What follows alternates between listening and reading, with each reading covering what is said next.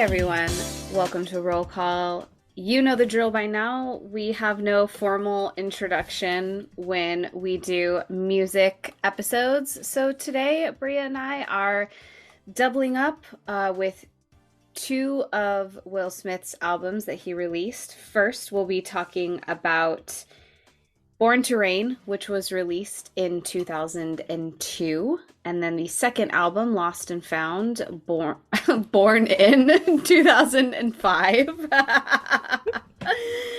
which was Will Smith's last album to date. Now, he's done like other songs and like worked with other artists since then, but this was his last official studio album. So I'm looking forward to hearing I've said this once, I've said it a billion times, discovered one of Bria's many hidden talents is her ability to speak so eloquently and lovely about music. So I always enjoy these episodes, just getting to chit chat about the music with you. No pressure at all there. I will do my best to speak eloquently about these two Will Smith albums. I will like to preface this episode with the great Erykah Badu's quote to keep in mind that in this situation, Will is an artist and he is probably sensitive about his shit. So you think? And, you know, I'm not a musician. I am a music lover, and I am an artist, though I went to school for art, so I understand the time and thought that you put into bodies of work, and you never really probably put anything forward that you're not proud of, and how people, you know, take to that is always going to vary. Like, you know, opinions, everyone has one, like assholes. But with that said, we're going to be honest too. So, but respectfully, hopefully. So this is not going to be like an episode of just like straight up shitting on anything. And I don't think we do that in general. So no, typically not. I mean, unless it's like like you know, there have been movies that have been. You know what? There's just been times when we've just had straight up garbage and we've just had to take little shits over the little ant towns and just drown out the ants. But you know, is that Jennifer Lopez's fault for being in an ants animated movie with Woody Allen? Not really. You know, so like I appreciate your preface, but I feel like albums are more of such a more personal piece of art that an artist puts out. So it's easy to critique it, but without understanding all the time and dedication and effort that goes into it. Yes. And two, I want to preface that I didn't really live with either of these albums. I definitely listened to Big Willie Style. I listened to since I was a kid. Yeah. Millennium, I definitely listened to like for a couple weeks. You know, I was really trying to get into that album.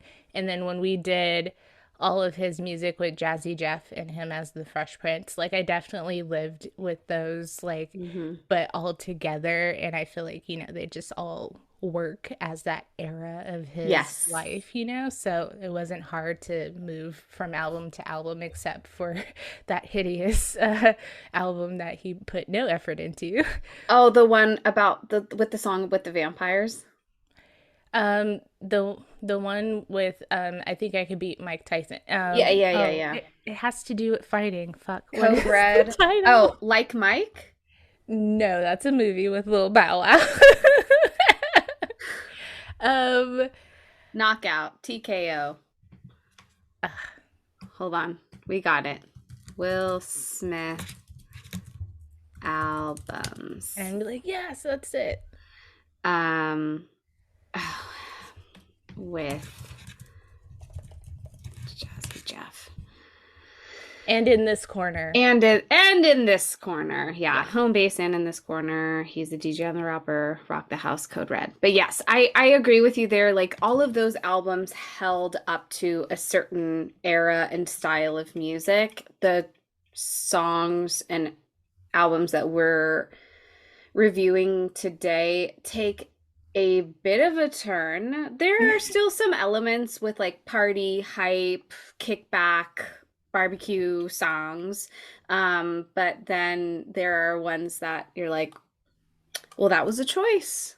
That was a choice to put that in here. But that's your choice. Wouldn't be Yes. mine, but that's yours.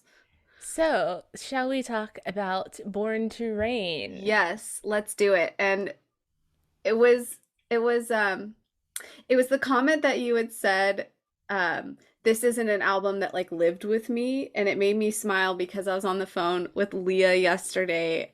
Bad bitch, Pink Razor. We love her. She's going to be on our next episode with when we do I Am Legend because she lived in New York at the time, so she'll have a lot of fun commentary. And so she asked me what I had going on today, and I was like, "Oh, I'm going to be, recording with Bria. I have two other Will Smith albums." She goes, "What's after Millennium? As far as I knew, the road started and ended between Big Willie Style and Millennium." I mean, she wouldn't be amiss to like, it should have maybe started and stopped there. But yeah, so I definitely thought about that. But Born to Reign Yes. is Will's third album released solo without Jazzy Jeff and as Hmm. Will Smith and not the Fresh Prince. Hmm. It was released June 25th of 2002. It was considered a drop from his previous level of success, having only reached gold status by the RIA, whereas Big Willie Style and Millennium both reached multi-platinum status. And this album features the Men in Black 2 song, Nod Your Head, Black Soup's Coming. Mm-mm. Um, and yeah, let's get into Born to Reign and our thoughts. Yes. So the first song, we always play the same game. We've done this in season one with J-Lo, where we play a game called Play, Pass, or Skip. No, sorry, repeat, play, and skip. And so we basically will go through each song, say our thoughts, if we would have this one on repeat, if we would just play it, or if this is a nope, a skip. Skip on that iPod shuffle. All right, first song, track list, self-titled song, Born to Reign. I love this song. This is a repeat for me. I wish it was longer. Wow. But I thought it was a nice dramatic introduction to the album. I enjoyed the different like instruments that you can find in there, and I think that Yeah. that kind of sets the tone for the album because Nod Your Head has like some heavy guitar in it. Not the remix so much, but definitely with the like movie production version. And then there's some kind of orchestra, big drums and stuff. So I kind of like that this song kind of sets the tone. I could see myself using this in like a running or a workout playlist. Um, but I think, and obviously a good smart choice for the first song. And I think, yeah, I like it. A repeat. I think that it's not a repeat for me. It's a play. It definitely sets the tone for the album, which, if you've listened to any of our other music episodes, I think the opening song is important. Yes. Don't just throw anything there, and this song definitely feels intended for that purpose. Hmm. What else did I put? I did note that his flow on the song kind of reminded me of Eminem's, like, I am whatever you say, like that cadence. Not that part of that song, but like his actual verses, like, when Yeah. he's like, Born to sit back Reign. in the light, Yeah. and that, like that kind of flow. So, I was like, interesting. And apparently he had beef with Eminem at some point just because Eminem said something about him probably in his songs. Yeah. He calls out Eminem in the next album. Yeah. And I'm sure Eminem, I don't remember like what he said specifically, but Eminem calls out everyone. I mean, he fucking Yeah. hates everyone Eminem that was beefing with Mariah Carey. Like, and like beefing with like you can sit me here next to Britney Spears, like just because she's like blonde and poppy. He's like, ugh, I don't want to be yeah. associated. Christina Aguilera better switch me chairs. Yeah, so Um, I can sit next to Fred Durst. Cool. Good friend choice, bud. But yeah, I liked this. I thought his commentary on the state of hip hop was interesting, you know, always to kind of see.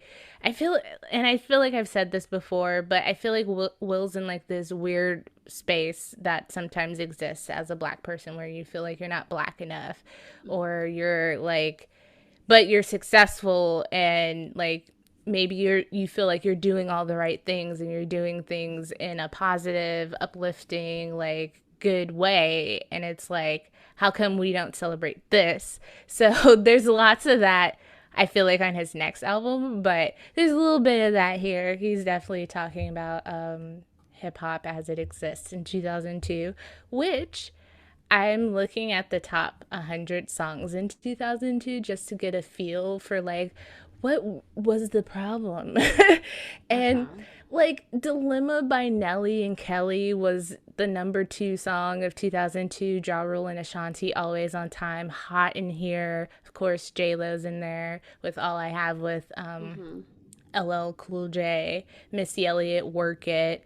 You know, not too crass of hip hop, and not to say that doesn't exist, but like Mm-hmm. these are all R&B hip hop collabs, you know, that are featuring a rapper and a singer, and like kind of like damn near love songs.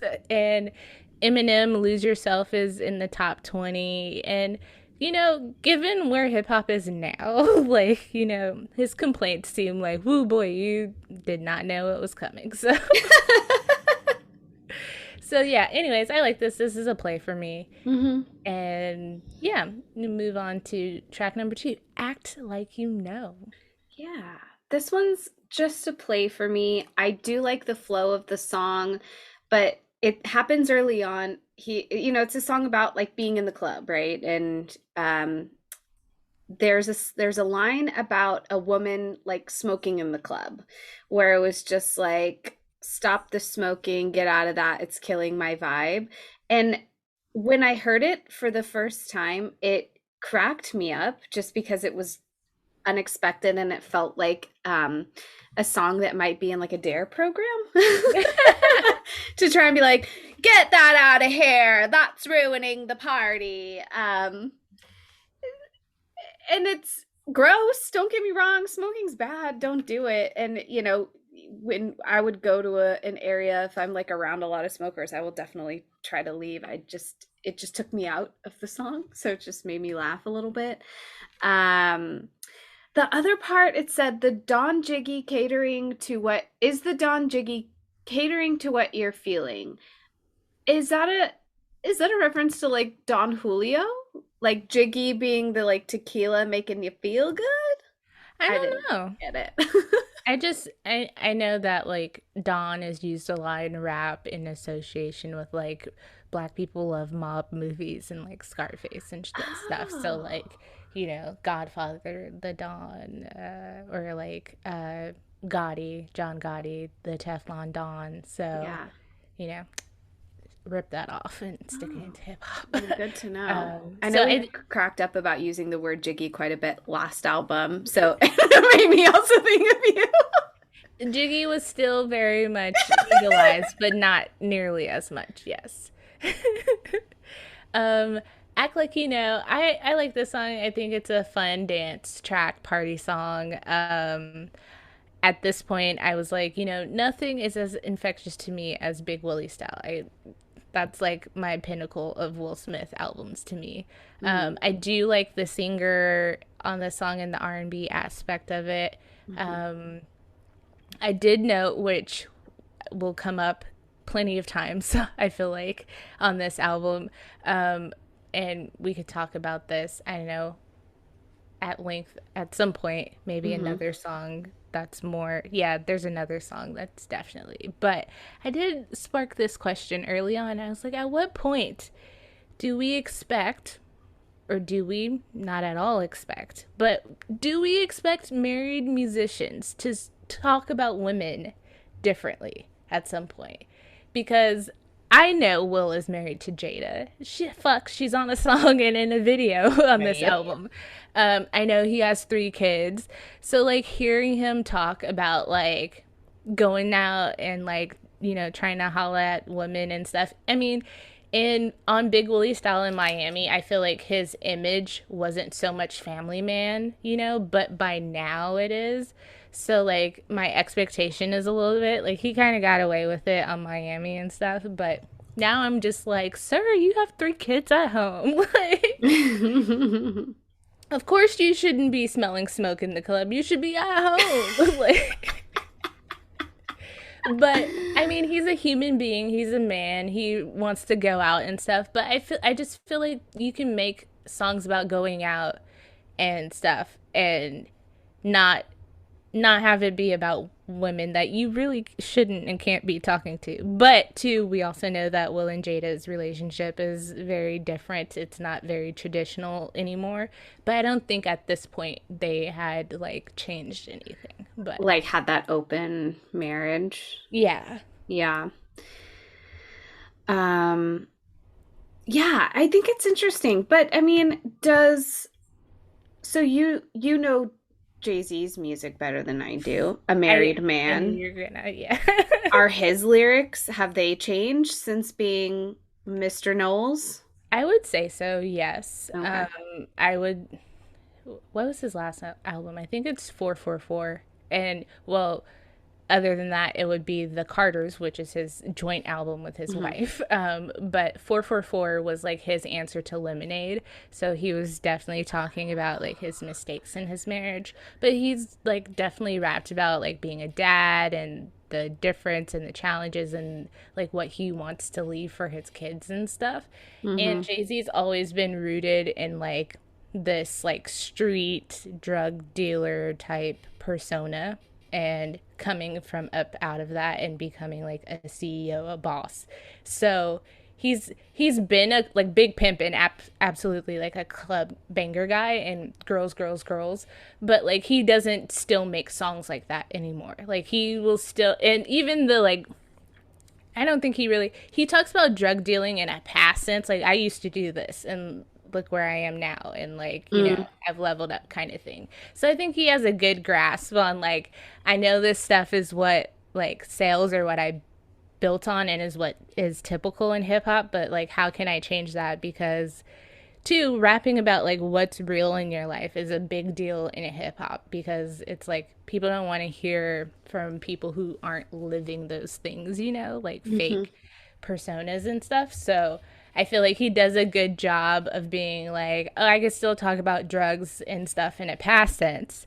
And then the boss aspect of it, I'm still a boss. So I can like combine that. And then Mm. being a boss in a way is also being a family man. And I think he's actually helped that in hip hop in some regards. But yeah, I think will not will. I think Jay-Z does a little better of a job. And he brags about Beyonce. He's one of his lines in one of his songs is like, "My wife's Beyonce. I brag different." Like, so, you know, he definitely doesn't talk about, I feel like, women in general anymore. It's like, I got the baddest chick in the game wearing my chain. That's another Jay-Z line where it's Hmm. just like, I'm gonna talk about women. I'm talking about my fucking wife who Hmm. is damn near like to some and many and to me included like one of the hottest chicks ever. Why am I going to talk about some chicken heads in a club? Like, so Yeah, anyways, yeah. it's true. And going back to Will, definitely talked about being with Jada in Millennium, um, and Chasing having, Forever is my favorite song from Big Willie Style. Like, it's yeah, possible. yeah, totally. And he talks about the like mistake he made, not mistake, but like, feeling a bit of a failure after his first relationship, where he had Trey. And it's clear, obviously, like he loves Jada and loves his family and everything like that. But yeah, it's interesting, and a lot of male rappers are fathers. Yeah. Snoop in 2005 is also telling us to drop it like it's hot, and which Yeah. comes up next album. But Yeah. um, but yeah, you ask a very good question. At one point, do does the conversation about women change? I think though, like what people like Snoop is that their family life is not at the forefront of their career. Mm. Like in some aspects, like we did know, like I definitely remember either it was Vibe, I think it's definitely Vibe, but Snoop was like on the cover with his sons, and I remember that. But like in terms of comparing him and Will, like Will's whole brand after this point is like him and Jada and his kids. Like they're at the movie premieres with him. They're, doing stuff. Even to now, like, his kids show up and stuff with him. So, and that's part of like his image and this like good guy, Mr. Nice Guy image. Whereas like, rappers like notoriously not a fan of his wife beating self, but Fabulous. He was on Love and Hip Hop, and he had this long-term girlfriend no one really knew about unless you were like super into that, but the public for most part wouldn't have known about. And they had kids together, and she wanted to get married, all this stuff, and they're still together unfortunately. But like it's a big deal for a lot of those guys to hide that side of them because it doesn't sell records in the way that they need it to. In a way, it helps Will. And for Snoop Dogg, it might have hurt him because, like, oh, you're supposed to be this Crip, this gangsta, and like all this stuff. But by 2005, Snoop Dogg definitely had like teetered off of like the gangsta rap. Mm. Like he was definitely making like very not family friendly, but very like I don't know, like I would, universally friendly. yes, that's what I was gonna, or just, yeah, more, Just bops. yeah, bops. Drop it like it's hot is a bop. Yes, your Auntie Carol can, you know, drop it like it's hot at the barbecue. There Like you that's go. completely fine. Now, will she be like listening to Gin and Juice? Like maybe if Auntie Carol got down back in the day, but not. It's not happening at everybody's barbecue. So, but yeah, like and that's why I'm like I get Will's human. Like he wants to make party songs and stuff like that, and I'm not like I'm just curious. Like there's just like a weird like it's weird for me to hear him talk about some of these subjects on this album where Yeah. I'm just like this ain't you buddy like but Yeah. it is. Contradicts with previous messaging. Yeah. um Next song, number 3, I can't Can't stop. stop. Ah, this is a good one. A repeat for me. Another song I definitely could use for running playlists. I feel like after listening to this album for the first time, I was like, should I run again? Just so I can like put these on here and get some kind of new. Because I pride myself in making some pretty good playlists, but I always get inspired when I hear new music because you can listen to certain songs over and over again and they kind of lose their like practical magic, if you will, when it comes to motivation. Anyways, I love the fun salsa tempo. It sounds different from like Miami and other songs that he's used where he's had that kind of like Latinx inspiration. Gives the nod to Livin' La Vida Loca, which goddamn, that's been timed very poorly. Right.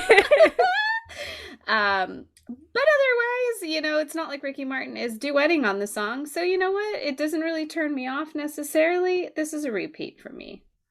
I think this is kind of a repeat. It's definitely one that will get stuck in your head. It's like just freaking it kind of. Mm-hmm.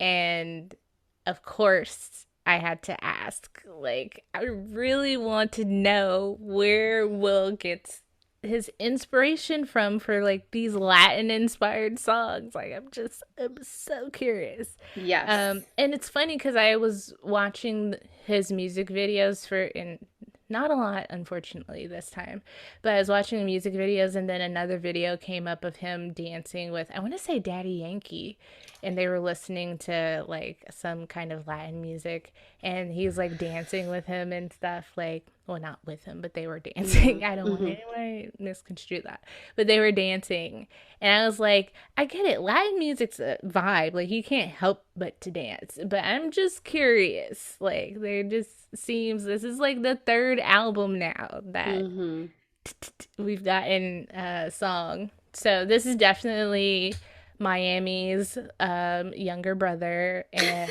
La Fiesta's younger brother and the new kid on the block. So it's a bop. He knows how to definitely channel this in a very fun way. So Yeah, this one should have had a video too.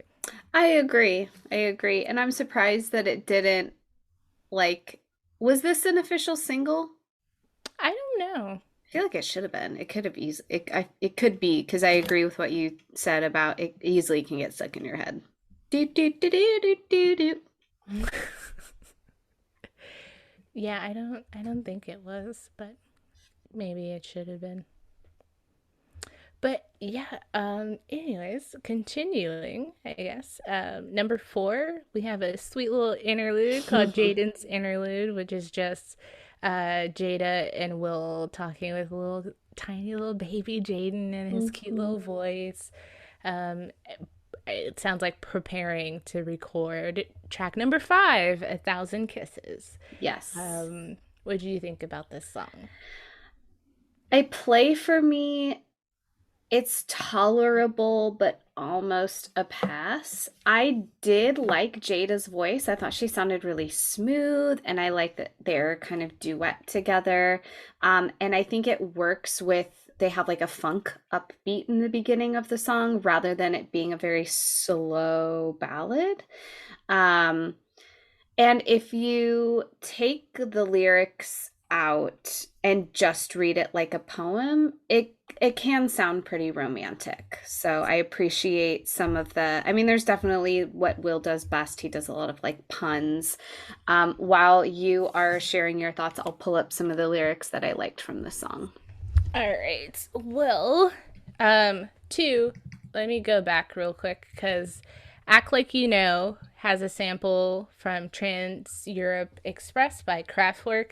I Can't Stop has a sample by or a sample of A Tu Vera by Manitas de Plata, and I don't know if you know this, but I knew it. A Thousand Kisses samples Never Too Much by Luther Vandross. Hmm. And apparently, Future Now by Pleasure. I don't know that one off the top. Maybe if I listen to it. But yeah, this song is romantic. I think the sample of Never Too Much is good. It's not over the head. And I think, I love it. I tend to like Will's songs where he samples like classic songs that I'm like, oh, I know that. I think it's an easy way to get people to already like something new. Sure. I think Jada has a good voice. I do want to point out that I don't think this song is some type of vehicle for her to like launch some kind of singing career. She does have like a metal rock band though. So like this isn't even like her her type of music that she would make. But I just take this as two people in love making a song who have the means to make a song together and put it on your husband's album. Um, and the question I asked about is it reasonable to like expect a shift in lyrical content from married men? This is the type of song I expect from Will, like as a Yes. married man. So like I think that this hits. Like I was like, see, like you can make like decent songs and be like Mr. Dad and husband. I still like Chasing Forevermore, but yeah, this is good. It's it's a play. I wouldn't say it's a repeat, but I do think it's a highlight on this album probably. Oh, sure. And it's right kind of in the middle. And this album, I think we should also say it is short. It I feel like you can play it in less than an hour. It's I maybe think like it was yeah, I think it's like 37 minutes or something. yes, yeah. Enough to like listen to it twice through in like a good chunk of yeah, like a reasonable chunk of time, I guess. Yeah. So I like that. The next album is a lot longer and definitely feels a lot longer. So I thought that putting this right in the middle was a nice break. It wasn't too fast and it wasn't too slow either. Um, the lyrics that I liked, and again, you leave this up to Will Smith to, it's not like, this beautiful poetic thing, but Um, it's like a Picasso painted your aura. It's like Beethoven composed your vocal tones, wrote band inspired, hand sculpted you, the desire of man. Michelangelo grieves inside you. Seeds of my wildest dreams fertilize in your eyes. You're compassionate, and your passion is how you ration it. And that makes me swear you was trained how to take me there. I don't know. I just thought the Michelangelo grieves inside you. Because Michelangelo was a very tormented artist. He did the Sistine Chapel, also a very talented sculptor. He was Also probably gay. probably gay, as was Leonardo da Vinci. I think the 50% of men in the Renaissance were gay, but Or bisexual. oh, Just by faux show. nature. Faux show. I mean, they'd be painting dicks all day. It's hard not Open to. bad boys. With accuracy. Like, and you would think, this is such a tangent, but you would think that, like, at that time, artisans, they were like, who's gonna know David Stick's this small? Like, let's make it bigger. They were honest. They were like, this is what we got right here. And look at the build on this man. David's like, what I make up for my pee-pee, I make up in my muscles, and my pecs, my body form, my, like, curly locks. Yes. Great curly hair. Legendary curly hair. He was probably banging an oral. He didn't need a big pee-pee. But size doesn't matter. But you would think, like, maybe that they would be like, oh, who's gonna know centuries from now? A little extra, like, Yeah, David, he, little like, extra looks at marble. everything. He stands back. Michelangelo's like, you know, rips off the sheet, and David's just like looking up, moves his way down, goes, huh. That's it. That's all you're gonna give me? Huh. Oh my god. Anyway. Will Smith, poetic man. Poetic. Michelangelo grieves inside of you. It's a sweet song. Intimate, sweet. Next song though. Wait, video. Did you watch the Oh, video? yeah, let's talk about the video. Yeah. I like the video for the most part. The only thing I don't really care for, or I love the part where they're together and they're like all hugged up, and like the brown skin of it all, and like the glow, and just like I had a moment of just like, oh my god, I bet you they have amazing sex. Which they have not been very shy about talking about at some points. So I don't feel terrible saying that, where like I'm objectifying them too much.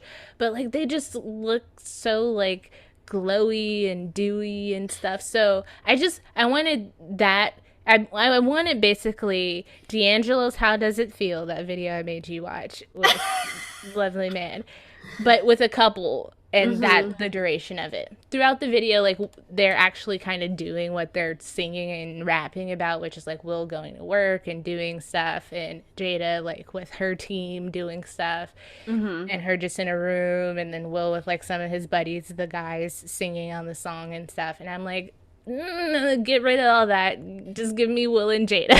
Like, yeah. The time when they're together, it looks great. And I see what you mean about like glowy. I feel like the whole music video has that kind of glow overtone to it. I could probably do without the big Will spray painted tank top. That to me was a little like, you go to the fair? Okay. I like that part too, where they're like kind of dance battling each other. Yeah. That's where you can see and I'll definitely probably post that on TikTok, because I don't have a problem with their marriage, which I'm sure no one gives two shits about because it's their marriage. But like a lot of people tend to talk and have commentary and opinions on their marriage, and I'm actually like when you boil it down, like they really unconditionally fuck with each other. But seeing them like dancing and being goofy together, like that's like a little nugget that you're like I can see like why this works, you know? Like Yeah. And having someone you can be stupid with, everyone says that on social media. Oh, if it's not like this, I don't want it. Like, if we can't be goofy together and shit, I don't want it. And they are doing that, and they're movie stars, and they're doing that in this video unabashedly, and just like doing the Cabbage Patch, and like just cute and goofy. Yes, I agree. I think that that's a very important part to have in a relationship, regardless. Like, your sex chemistry can be great, but what's your goofy chemistry like? Y'all have to be natural and goofy with each other. Yeah, like do you think his jokes are stupid? That's not gonna that's not gonna get cuter as time goes on. You can train someone in bed, but you can't fix their sense of humor, really. Next song? Yeah. Well, Uh, Willow is a yes. player. To start off, Simone was singing part of that, and I was like, "Is that?" And you're like, "No, it's Willow's a player." And I was like, "I hate that song." And you're like, "Me too." So this should be fun. Yeah. What don't you like about this song? So, okay, Willow was born in 2000. So I know Jada was pregnant with her in the Just the Two of Us music video, correct? Maybe. I feel like she was pregnant with Jaden. Oh, okay. But I think this song's special because Jaden's obvious and Trey have gotten their fair share of shout outs and little, vocal interludes by now.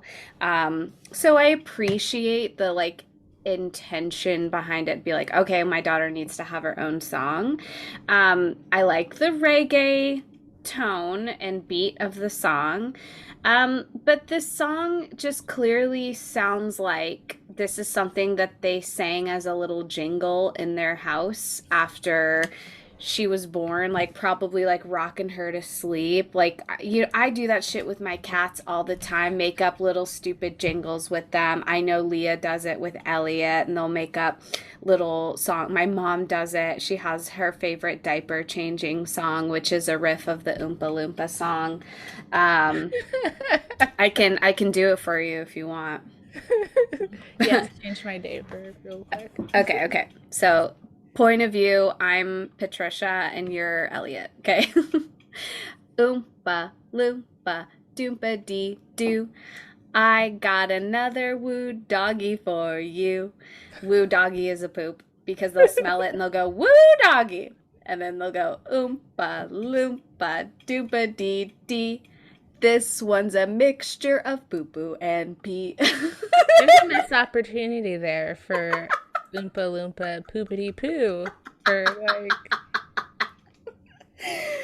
Poopity poo. But either way, this sounds like clearly a song that they probably just sang to keep themselves sane in the early stages of infancy. And then he's like, oh, let me make this into a song. And I'm like, it didn't need to be.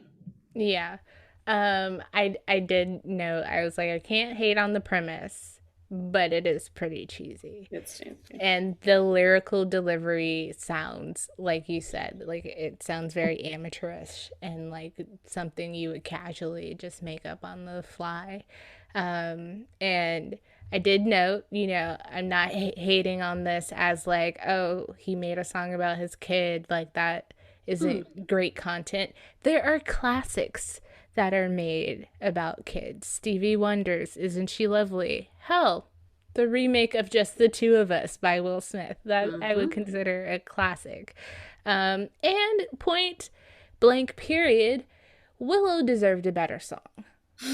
I'd be curious what she thinks about this song like now. Well, her other song in the next album isn't all that better, so, and it's not even a song, it's just like Trey got the best song. True. Like, let's be honest.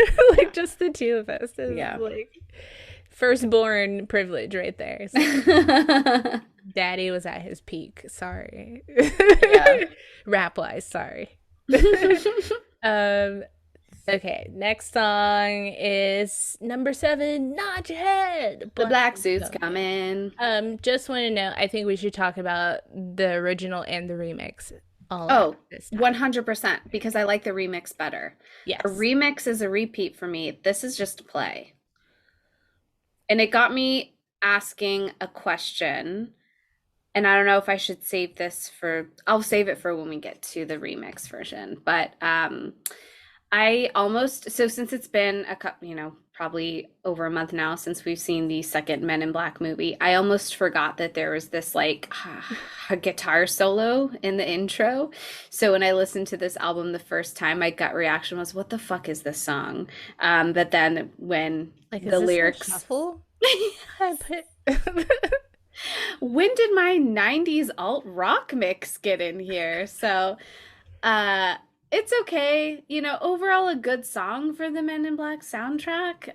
The music video still kills me with the CGI aliens. But this song does have some ska elements with the trumpets added in the back, which it doesn't have the ska beat, but I like the combination of like brass instruments and guitar. Yeah. I actually, it's weird because I feel like when we did Men in Black 2, I was like, Nod Your Head is no Men in Black. Like, No. it's not the magnitude as the first song. But, like, I like alt music, and I feel like the beat and the musicality of this song is, like, solid. And so I caught myself at my desk, nodding my head, and like one of my coworkers, my friend Janelle, came over, and then she's like, "What are you listening to?" And I was like, "Will Smith." But yeah, like I enjoyed it. The music video I feel like is like the movie where it's like bigger budget, like more shit in it. It's not as simple as the first video. He's doing a dance again. I feel like that's like another thing he feels like he had to repeat, is like we gotta do a little like dance Mm. to this. But yeah, I would actually repeat this one just because like it gets me going. It's like, no one understands what it is, but it's provocative. Like, and now the remix with Christina Vidal Mm-hmm. of more probably recognizable or well known for people is Jamie Lee Curtis, Lindsay Lohan. Switch places. Fuck. Oh, Freaky Friday. Freaky Friday. She's one of Lindsay's friends and band members. Uh-huh. And also Brink, homegirl who slid down the hill. And then With the also, sabotage, isn't that when they also like threw fucking pebbles on her and yes, she they ate threw shit? gravel down the hill so she would fall, and her skates would slip. Fuck them. Fuck Val. Uh, Soul Skaters for life. And then also Nickelodeon classic Taken Away Before It's Time, Taina. I love Taina. Taina. But yes, so she's on this song. And I thought I think the remix is a better continuation of the first Men in Black song, given like that one had Coco from SWV. This one we have another female singer and voice, and it's a little less rock. It's like a little rock, a little like Yeah. Well, that they channel. feel like two different songs. You know that they're lyric-wise similar, but overall have a completely different feeling. They almost seem like two different songs. And so my that brought me to my question was, this song is more fast-paced, and it made me think if the original was more like produced and owned by the movie industry in order to like fit what the movie was, and this was more Will's version of the song. Yeah. I don't know. It just it's a true remix in the sense that it does sound like a completely different song. There's definitely more like hip hop drums and like Hmm. beats on it. It gives me kind of just a tad bit like Rugrats Take Me There vibes a little bit. Yeah, Um I said this could be a skate night song for sure at the roller rink. oh yes, absolutely. Put that on the slumber party playlist. But yeah, I liked it way more, and I'm curious like how Christina Vidal got involved in it, and like she should have been in the movie. And maybe like she's gonna be in the sequel. I don't know, but just it's a bop. I It liked it. is. So I like both How these. old They're would both she have repeats. been by the sequel? Men in Black 2 is 2002, so would she have been a like an appropriate replacement for like Rosario Dawson? I don't think I so. think she would have been too young. Yeah. Let's see. She was born in 1981, so she's 40. So She would have been 21 when yeah, this that's came too out. young. That's young. Wait, how old is Rosario Dawson? Rosario Dawson was born in the 70s. You're correct, but not by that much. 1979, they're only Oh, 3 years apart. mm, So okay. Rosario was like, what, 24? Yeah. And Will is like in his 30s in Men in Black 2? Early 30s, yeah. Yeah. But it probably would have Patriarchy. been about a 10-year difference between him. And Rosario. Or No, him and Christina. Christina. Yeah. But yeah, it's a bop. It's a It's repeat, Pop. both of them, for me. I actually would have put this one last rather than Mama Knows because I just feel like it was a fun way to end And things. yeah, that's a good point. But going back, next song after Black Suits come in at number 8, we have How to Beat Goes. Um, can you help me? Can you help me with something with this song? Uh-huh. There were two issues I had with it, even though I feel like the song is still a repeat, fun, club dance song, great, great, great. It's the busy whizza, jizzy whizzle, bizzin whizzy, whizzat fizzle. Can you help? How do we decode that?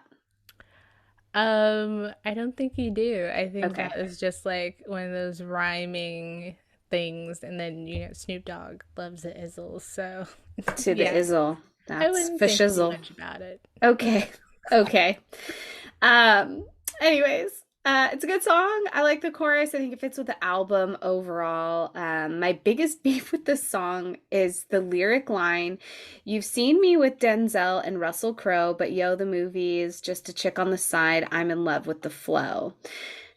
Maybe this is just a reference of Will being friends with Russell Crowe and Denzel, but he wasn't in a movie with them. So he won't be in a movie with Russell Crowe until 2014. So maybe he was just picking the names because he was trying to find a name that would rhyme with Flo. But I just thought it was interesting of all the people. But I don't know, is he I don't know if he's friends with Russell Crowe or Denzel in real life.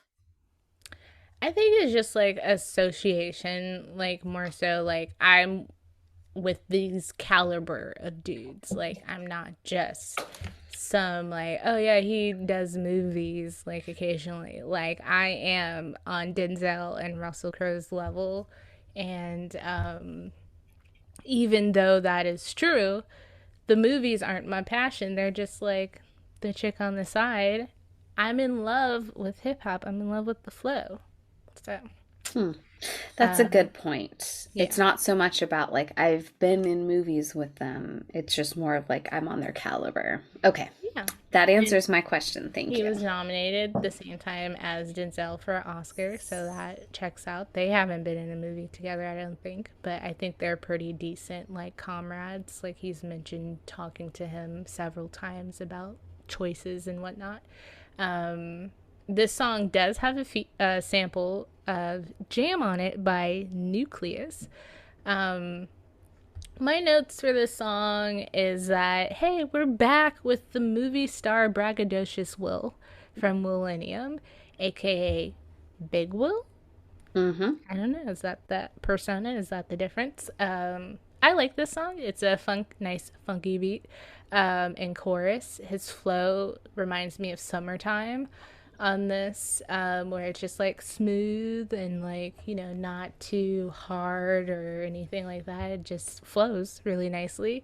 And of course, he does Ali impersonation in this song. Mm-hmm. So that kind of reminded me of Jamie Foxx when he did Gold Digger with Kanye West, and does like a riff off of him doing Ray Charles. But yeah, I like the song. I think this is a play for me. I don't know if it's a repeat, but I will happily play this and be like, oh, absolutely. Yes. Next, after number 9, we have Block Party, a chill summertime block party song, perhaps a sequel or a love letter or an homage to Summertime. I feel like it's slower than Summertime. I like the chorus part the best. There was lots of fun shout outs to Philadelphia, ordering sandwiches, and like name dropping areas and neighborhoods. That's where the party's at. But this one's still a play for me. It was okay. Yeah. This is a play. I said, speaking of Summertime, since that was in my other notes, this is definitely in that family of songs. I like the beat. The storytelling is something that I think will actually does really well in rap, and is really solid. I can like picture all the things he's talking about happening, and I'm not from Philadelphia, but like maybe wherever you're from, you'd be like, oh yeah, like this spot or like this area. And actually for me the chorus is like my least favorite. I think it's really predictable. And it seems like a little like, again, like a little juvenile like ish, because it's just like, what is it, the block party tonight? Like, yeah, It's yeah,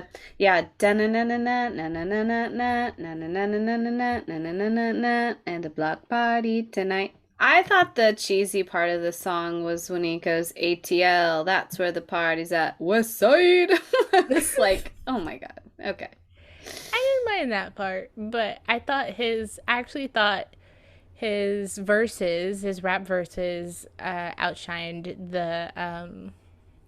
the chorus to me. Like the chorus felt weaker than the chorus and like the hook. Like 9 o'clock, I'ma call my crew, and 10 o'clock we gonna roll through. I don't know what you gonna do, but whatever you do, hit the block party tonight. Like, I mean, that's not terrible, but it's just like, it's nothing, like, it's not that fresh. You know what I'm saying? Like, it sounds very familiar and comfortable and cozy, but it's no like this year, it's no hot in here. Like, it's it's no dilemma. It's no always on time, where it's like, oh, I've never heard this before.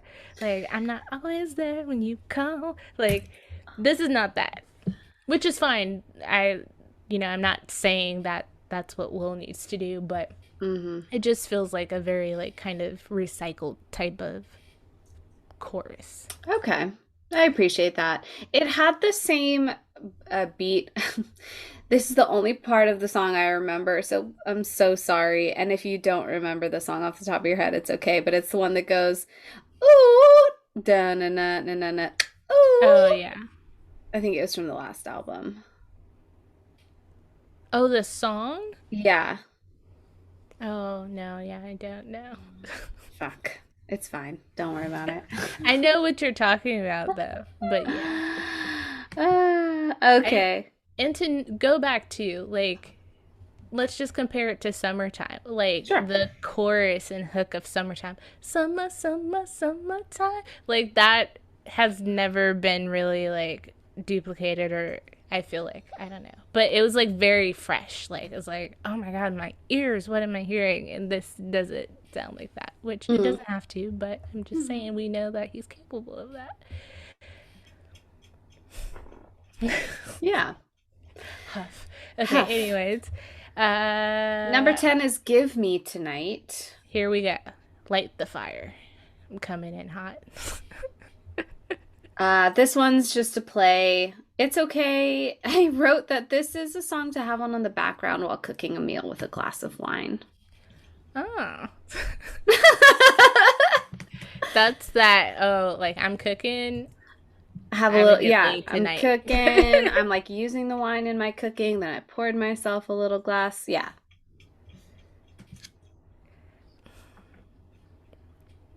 This song is a decent song. This is the area of this album where I'm like, what are we doing, Mr. Smith? Because you have a wife, you have kids. Who's giving you a night? Like, You don't think it would be Jada giving him a night? Someone has the sitter, the grandma's holding on to the kids for the weekend. I mean, I would love to assume that, but like, you know,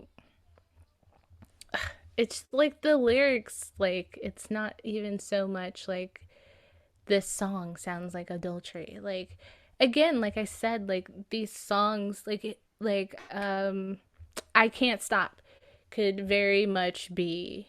Is that the one I had a problem with? No, it was Act Like You Know. Act Like You Know could very much still exist. It's just like if the lyrics were a little bit different and not so like broad of like I'm in the club and I'm like looking at chicks and like, hollering at them. If it was just like a broad party song and like, dancing, having fun, I got my girl maybe. Like be specific to me in my mind. But like the first verse he says like across the room shared a little gaze with me, crazy mama how your scent played with me. Like that doesn't to me that doesn't sound like a woman you already know. Faking disinterest, but I can't tell you're looking. Like, Yeah, yeah, yeah, yeah, yeah. That's true. you know.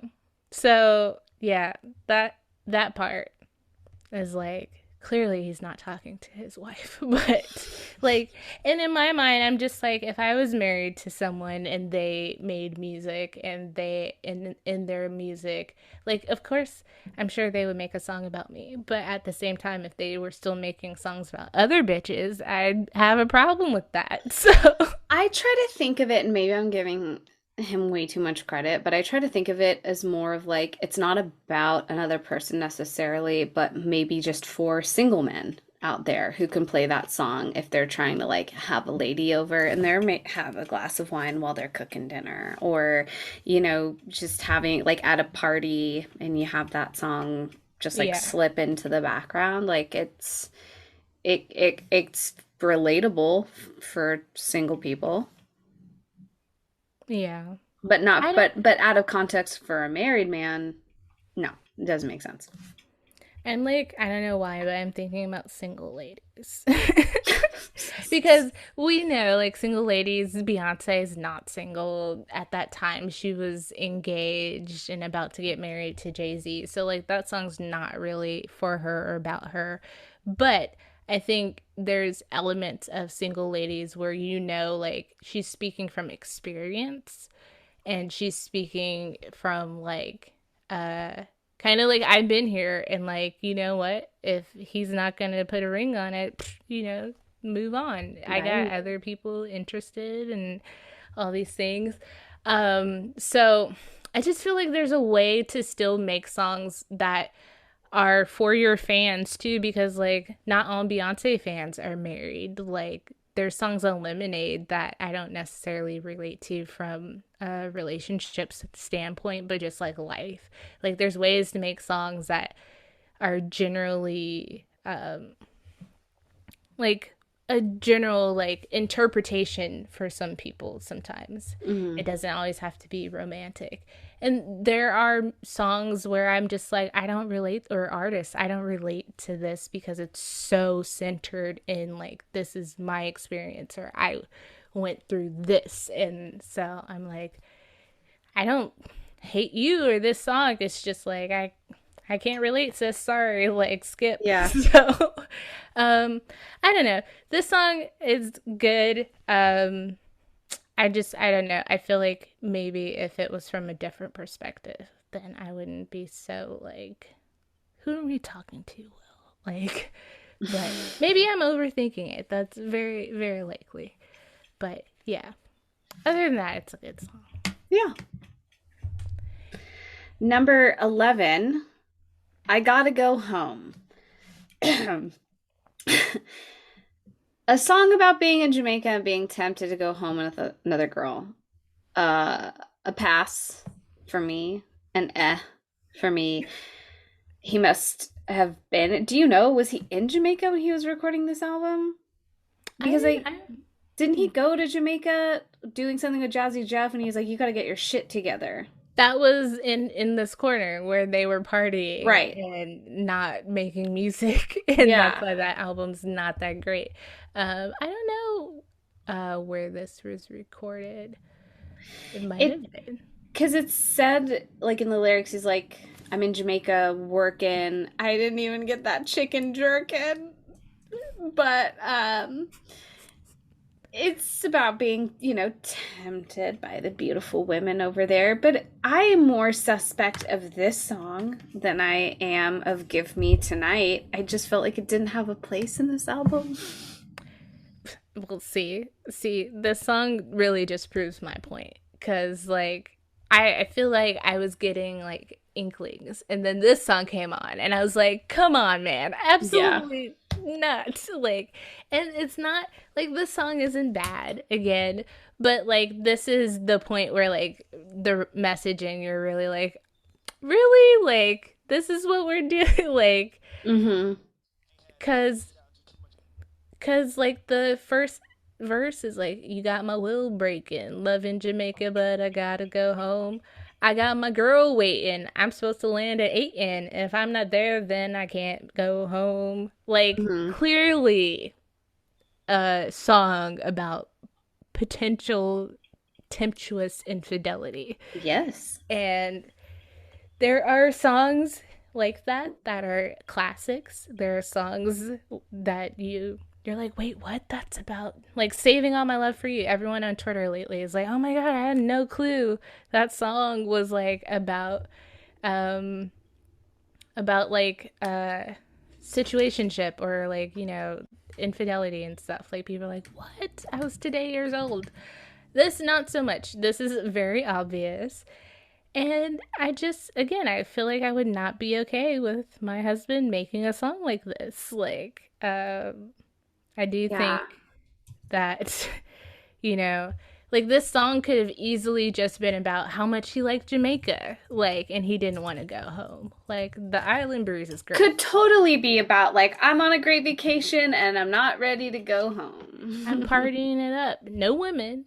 I'm not cheating, but I'm having a good time and I don't want to go home yet. Like, or you can make a Miami version. I put that too. But Jamaica, Yes. You can love both Miami and Jamaica.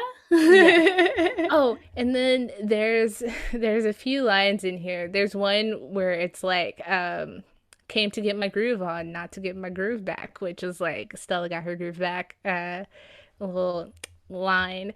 But there's also a line that he says, where is it? It's, I'm monogamous so far, y'all.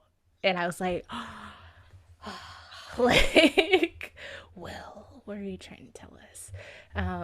But musically, like, the song's not that bad. Yeah. The beat's good. It's even catchy, even if it's about something not that great. Like, yeah.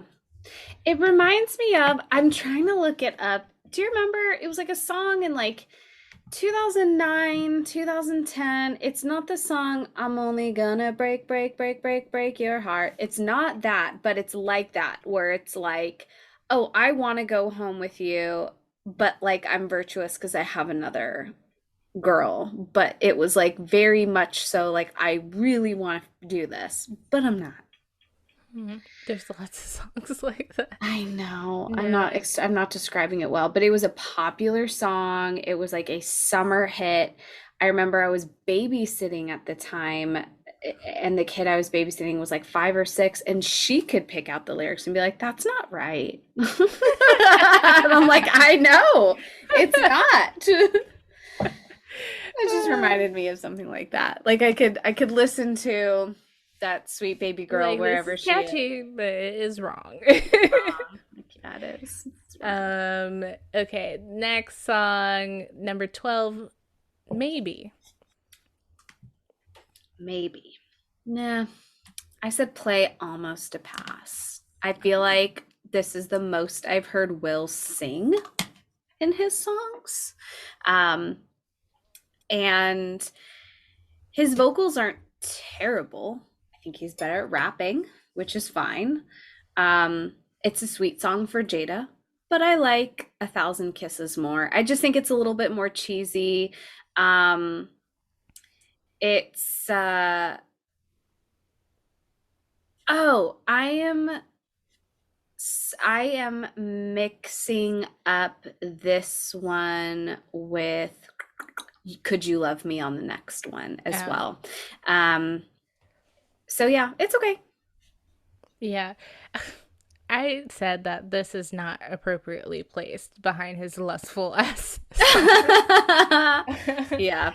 I do think it's kind of cheesy. I do think A Thousand Kisses is better on this album, and I feel like he could have had someone else sing the chorus, and like that's it's hard for me because I'm comparing this again to Chasing Forever, which I just think was like so beautifully like produced and composed. Like you have the intro like piano and the build up, and then the guy singing on that song is just amazing, and it just brings it all together. And now we're stuck with Will, saying maybe it's your attitude, Yeah, maybe maybe your it's your point. point of view. And it reminds me too of like that feeling of Willow as a player where it's like, maybe this is something he sings around the house to her, but it's not deserving of necessarily being on an album.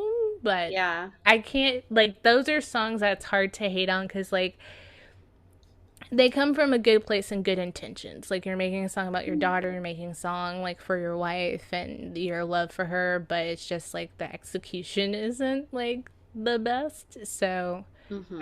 and I hate to like shit on something that clearly comes from his heart, but Sure. just as a song, like it could have been better. Yeah. It's it has one of those things where like you love the person and you compliment them, but you also give them a bit of a backhand compliment too. Like it's your soldier ways, Yeah. but your golden gaze, you know? So it's like Also your you're a attitude, type like A bitch, but like you're so beautiful and I love you.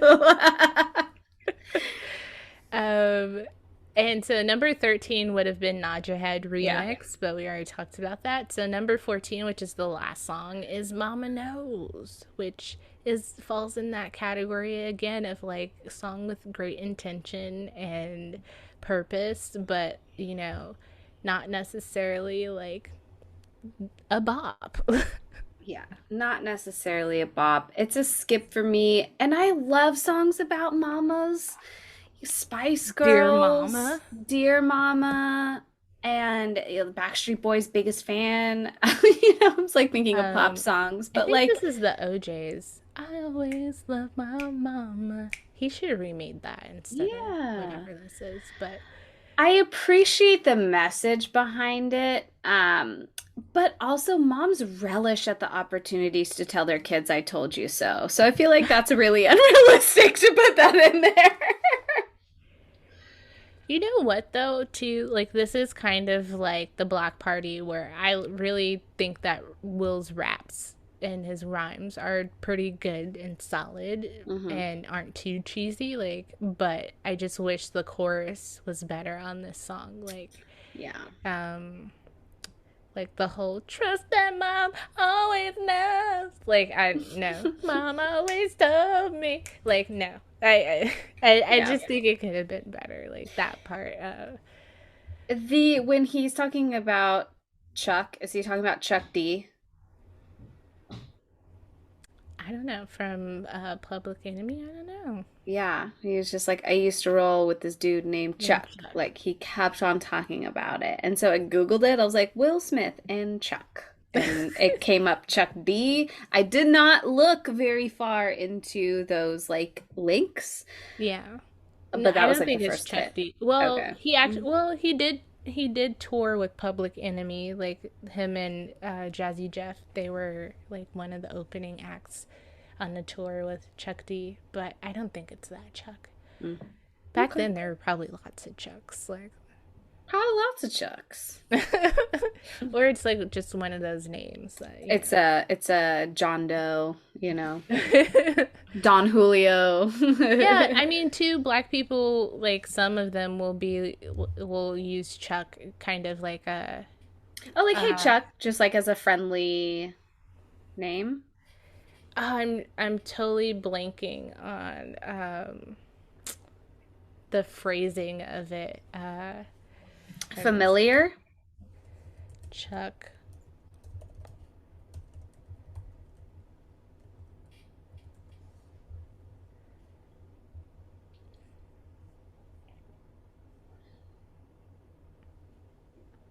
It is a slang word, Hmm. according to Google. Chuck, in its slang sense, was used especially in the 1960s and 70s by black people. Um,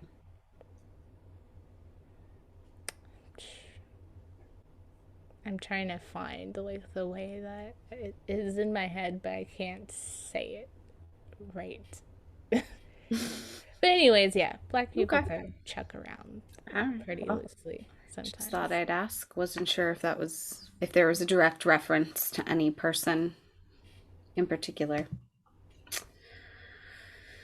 Um, all right. Are we ready to move on to Lost and Found? Make a skip 3 years later?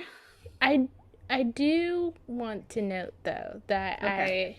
after listening to this album and my criticisms on his lustful songs, I was wondering if this album, unbeknownst Will, kind of shows like this internal conflict, and maybe this is me overthinking going down a hole, but this internal conflict of him, like, trying to balance being a husband, a father, a family man with also being like this hunk of a movie star. And this is a Will that, is tank tops and tight shirts, and Mm-hmm. hell, the 100 Kisses video, he's buff, and definitely Their feeling skin. himself. Yeah, and so he's like in this new, like, he was always cute, but like he's in this new like kind of hunky like era of him. And so this newfound hotness and persona, and how to navigate that while being a husband and a father and stuff. And so maybe like those songs are him, trying to hold on to his jigginess, his Miami, like, party in the city when the heat is on, all night on the beach till the break of dawn, like all of that. But also being like, damn, my daughter just got me wrapped around her finger, and I love my wife, and I'm learning a lot of stuff my mama told me, and it's all like, it all makes sense now. And I don't know, I just thought that was interesting because I feel like sometimes albums can do that where it's like maybe that wasn't his intention, but I think the interesting like kind of trying to put those things together and it not really working could be like a internal thing of just like, I don't know how to be this person and this person together, and it doesn't really work well on this album because it doesn't really work well in life. Like, Hmm. gotta choose the streets or the family home, like, can't do both.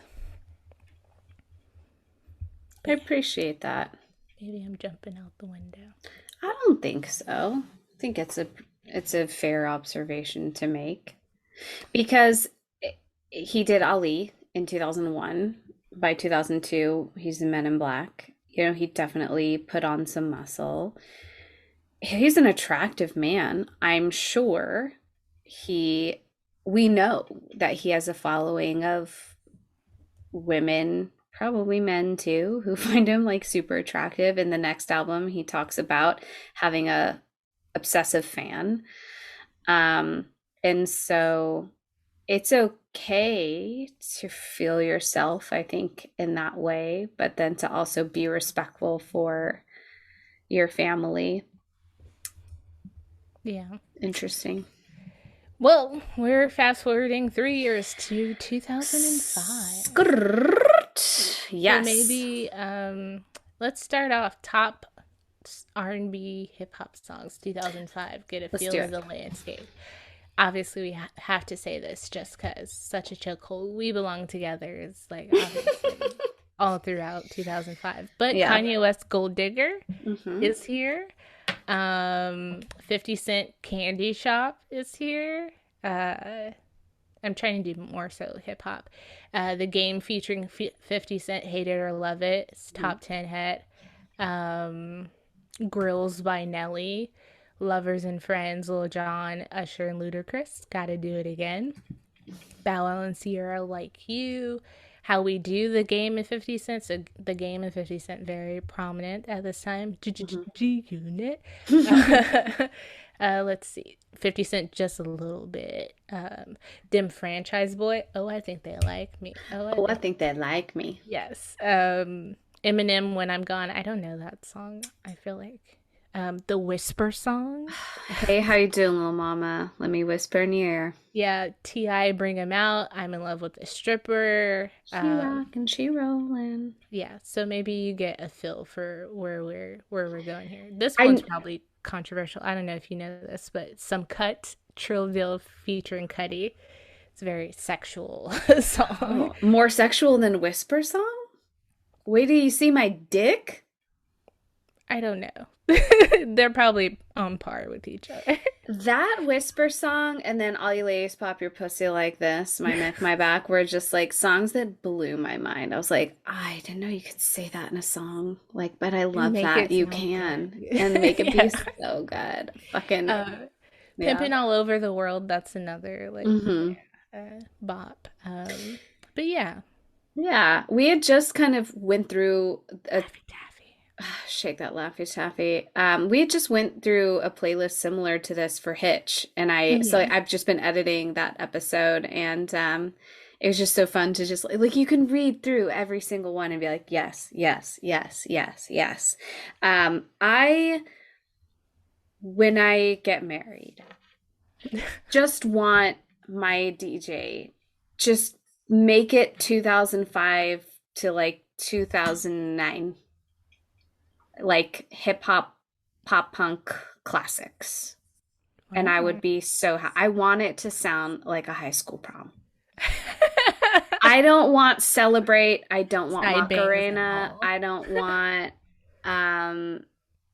Ain't No Mountain High Enough. I love those songs. They're great, but they're just so overplayed at weddings. I want my wedding to be like my prom. The window, the wall.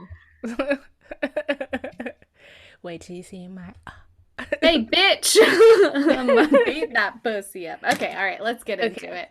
So, Lost and Found is his fourth album, of course, released in March of 2005.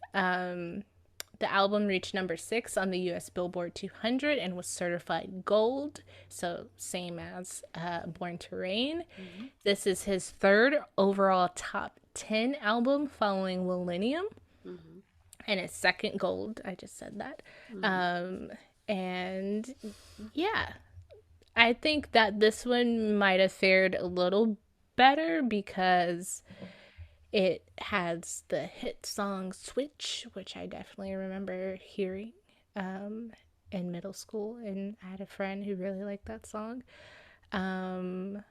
But yeah, this one is a long album. It has, what, 15?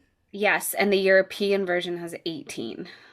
Yes, so Will had a lot to say, I feel like. So he did. And I've read like writing a review for this album, Andy Kalman from the website All Music.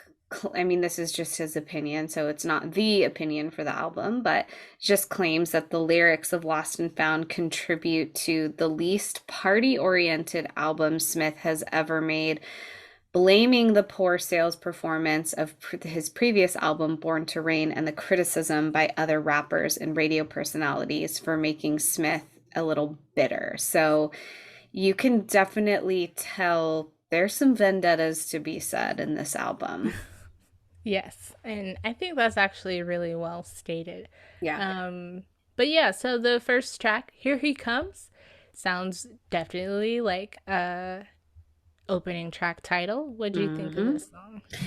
I thought it was a very appropriate opening song for an album. So I put it on repeat. It had a great Spider-Man rip from it. It reminds me of the I Dream of Jeannie rip that he did. Um, and when I say rip, I know he's not like ripping it off. It's just a sample, I guess. And I guess the theme of the song I feel is more about like rebuilding and coming back from a small break in music, where, the early albums, it seemed to be pretty like one after another, maybe not every like year after year after year, but it was pretty consistent. Big Willie style and Millennium were fairly close back to back. And so with um, a, a 3 year gap in an album is not uncommon. It's good that artists take time in between, and it's okay to sound different and to want to do something different. You don't have to keep doing, I think about like, you and I, we both love Death Cab for Cutie, right? And after transatlanticism came Plans, and I was like, well, this isn't transatlanticism. But then the more I listened to Plans, I'm like, oh fuck, this is like a magnum opus album. Like this is a great, great album. Yeah. And then afterwards, I'm like, well, this isn't Plans. But it's like it's Yeah. okay to like grow and change, to do something different, like Green Day with doing like a rock album, or no, obviously they do rock albums, rock opera. So yeah, Here He Comes. Great opening song. I think it's an opening song for sure. I don't love the Spider-Man. What? What's going on? Keep TikTok? going. Keep going. Keep going. It's fine. It's an opening song. I don't love the Spider-Man sample just because I was like, why does this sound like the intro to like an animated movie? Like, It sounds like the song I would sing to my cat. Like, here she comes, Philly girl. She's walking down the hallway to me. exactly, like Mhm. it sounds like that. So I mean, because it's an opening song, I'm not gonna be too harsh on it, but yeah, I was just like, what is this? And Uh-huh. I know Switch comes from this album, so I was like not prepared for this. I do want to point out one of the lines he says is like, and if it come down to it, he can scrap. And I was just like, ooh, slap. And then like he said, he took some time between Born to Rain and this, but he points out, that one of the lines is like, I don't got a sitcom to bother with or a time conflict with my sci-fi hits. Like, I'm contemplating each statement's wit and I'm concentrating on making hits. So he seems to have put a lot of time into this album and a lot of effort. So I want to acknowledge that. Again, to restate like the beginning, we're not being critical because we just want to be mean, but like, some of this stuff we don't like so much. So Mm-hmm. but yeah, this one's fine. I'm not replaying it, I'm not skipping it. Like, I feel like intro tracks deserve to be heard most of the time. So let's play. Yeah. And let's move on to the party starter. I, this is a good one. Another a single as well. Very familiar sound to like mid thousands. I'd say early mid thousands style of rap music. It kind of Very like Timbaland with the yeah. kind of like Middle Eastern sound. Ooh, yeah. It also reminded me of Welcome to Atlanta. At Oh, least in the chorus part, like party don't stop till 8 in the morning. It just kind of reminded me of that a little bit. yeah. I'm surprised. So again, y- I am with you when it comes to Born to Rain and Lost and Found. These were albums that didn't live with me as far as I was concerned. Will Smith stopped doing music after Millennium. Um, so if this was played on the radio, I don't remember it. And so I was like, why didn't this get more airplay? I thought this was a very like a perfectly good song. Yeah. It's a simple music video. There's lots of like CGI kind of like room building and stuff, but the like dancing in the background, it just shows, you got some like line dancing there and girls dancing too. It's an approachable song for all listeners. Yes, and that's what Will does best. I like this video. I love the one where he's like in the rock, like kind of scene. Like, I was like, oh, that is so like 2005. Mm-hmm. But yeah, it also reminds me of Millennium because like Mm. Millennium is like a bunch of different, like it's different eras like of New Year's parties, but it's a Oh bunch of different yeah. parties in one video, and that's a party song. And yeah, I think this one's good. I think it sounds like the time, which I think it's okay for him to adjust to. Like, of course, we don't want him to sound like 1989 or 1992. Um, but part of me too with this album, it sounds like a lot of the like I feel like Big Willie style. It sounds like like late 90s album, but it sounds like pretty distinct to Will. And this, I feel like some of the beats just sound like, oh, this is what's hot right now. So like, Mm. you know, of that vein. And so that's okay, but I feel like that lowers the standard of the album in a sense because it's not anything new or groundbreaking in that sense, you know. It's like, oh yeah, like this could go with a Timbaland song or like move your body like a snake. Nah, even though I would not listen to that song currently because he's not getting any of my streaming money, but like this is of that kind of sound and vein, so makes sense. Mm-hmm. And yeah, I think it's a solid video and whatnot. So I would probably replay this. This is like one of the good ones on this one. Okay. Number three, we have Switch, which and Switch does have a remix on it, at least in the European. Oh no, it's the last one of this album. Switch is a play close to a repeat. And you can laugh at this statement I'm about to make. That's okay. It's not because the words rhyme, but I thought that this could have been a really good song to put on the Hitch soundtrack, at least for the ending credits or for the soundtrack album itself if they had one. I don't remember if they did. Or for Shark Tale, you know, it has a good uplifting beat. It kind of reminds me of the Single Ladies beat just a little bit. Just the like the clapping kind of beat. I don't really care for the outfit so much in the music video. This is an era of celebrity fashion where it looks like everyone shopped at Walmart. So like I love that era. I It's know, so but accessible. it's so bizarre. Like We must note 50 Cent's impact because Will is wearing the tank yeah. tops in this video like he did in Bad Boys 2. Mm-hmm. So that was definitely, we are in the era of 50 Cent with Candy Shop and all that stuff. So, Yes. yes. Oh, and the huge belt buckle. We've never really seen Will wear hats a lot. Like, He wore, and maybe because it's sideways, it's a style. I get it. Like I've seen rappers do that before. I've seen 50 Cent or 50 Cent do that before. Um, I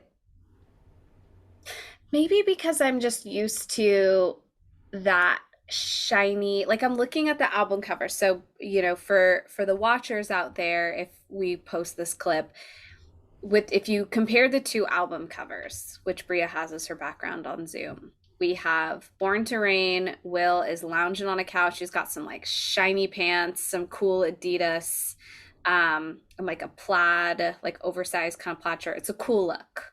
Goes with the like cracked concrete background. Next, over to Lost and Found, we have Will standing by uh, a street sign. On one side it says West Philly, other side says Hollywood. Clearly it's like his two worlds that he's in between. Has an oversized Letterman jacket with a big W on it, oversized hat, um matching red shoes. Both have different styles to it, and I don't know if I have the like right verbiage or wording to it.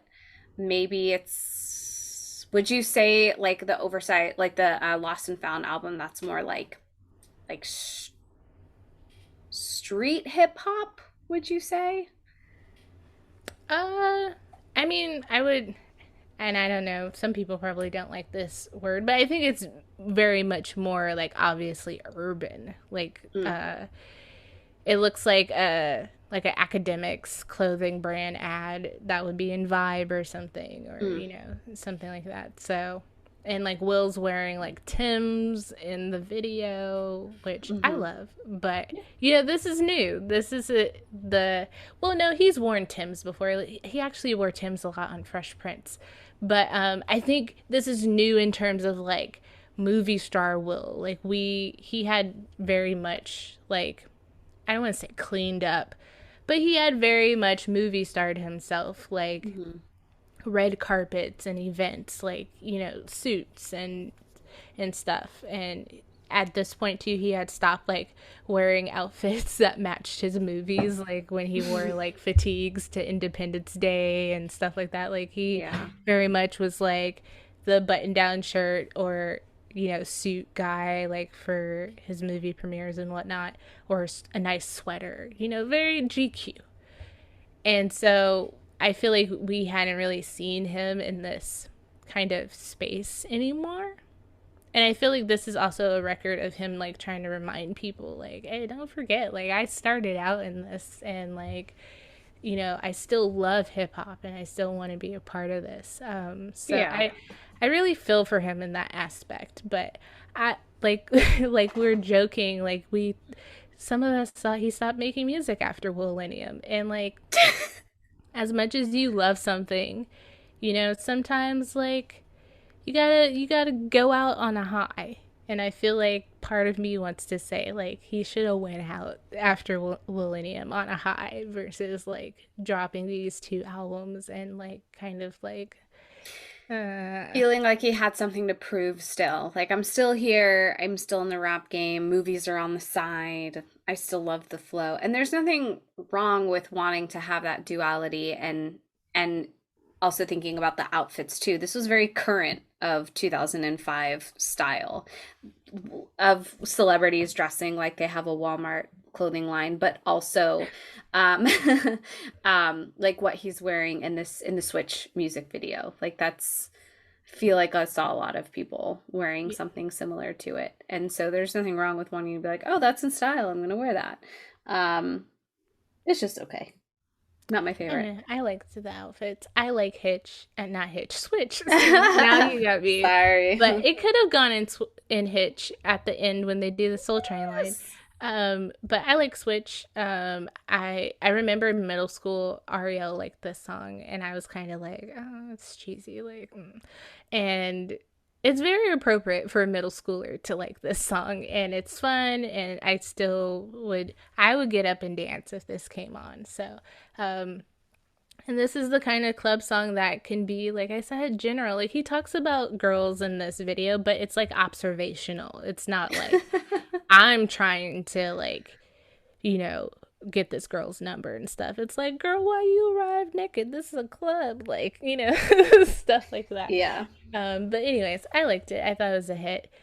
And next song, Mr. Nice Guy.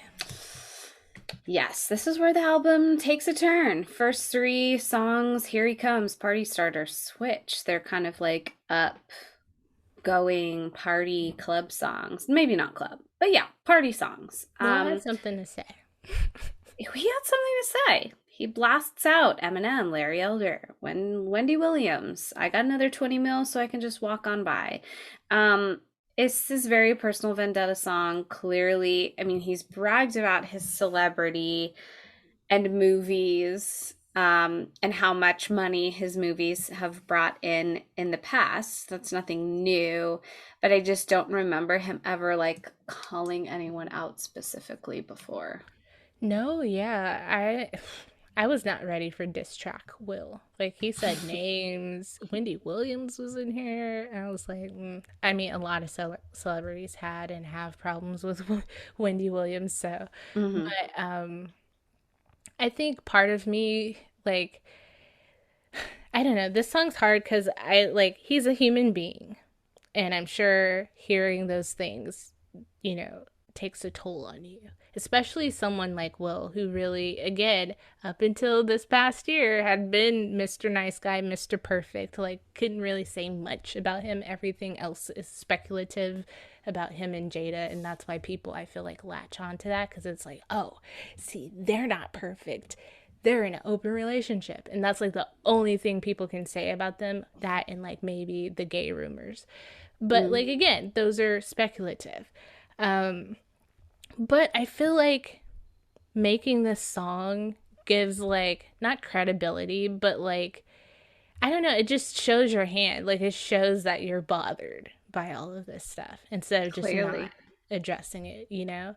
Yeah. And I do commend him, because I feel like throughout his career, he's, like, taken it on the chin for the most part, except for, like, obviously talking about, like, stuff and, like, freaking it, like, about how much money he makes. Like, is it the cars? Is it the women? Like, I got all that. What makes me, like, I'm successful. Why do I not get the credit for that? And so, I don't know. I feel his pain, but then part of me is just like, don't show them that they're bothering you, Will.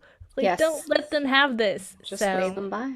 Yeah, but he had been doing that. This was his breaking point. And this is also why the Oscar slap is, like, it wasn't just like, oh my God, like, why would he do that? I'm just like, there has to be more to that we don't understand. And, like, you never know what people are going through. And so Will looks happy and successful, but, like, maybe there is some stuff gurgling up underneath that, like, he broke. I think this is him musically, like, having enough, like, be like, y'all gonna get all these thoughts, like. Yeah, I would agree with that, and I'll save the follow-up comment for Lost and Found, of, like, where I feel like some of that breaking point is coming from. Yeah, like, there's this part where he's like, okay, people dissing Will sat on a wall, people dissing Will had a great fall, all the king's horses and all the king's men couldn't put none of their careers together again. Like, just petty king shit. Like, Yes, I am bigger than you, keep my name out your mouth. Like, okay, next song, Miss Holy Roller. so I like the strategic place of these two songs back to back. Mr. Nice Guy, obviously about himself. Miss Holy Roller. Do you know who this is about? It feels like it's about one person specifically.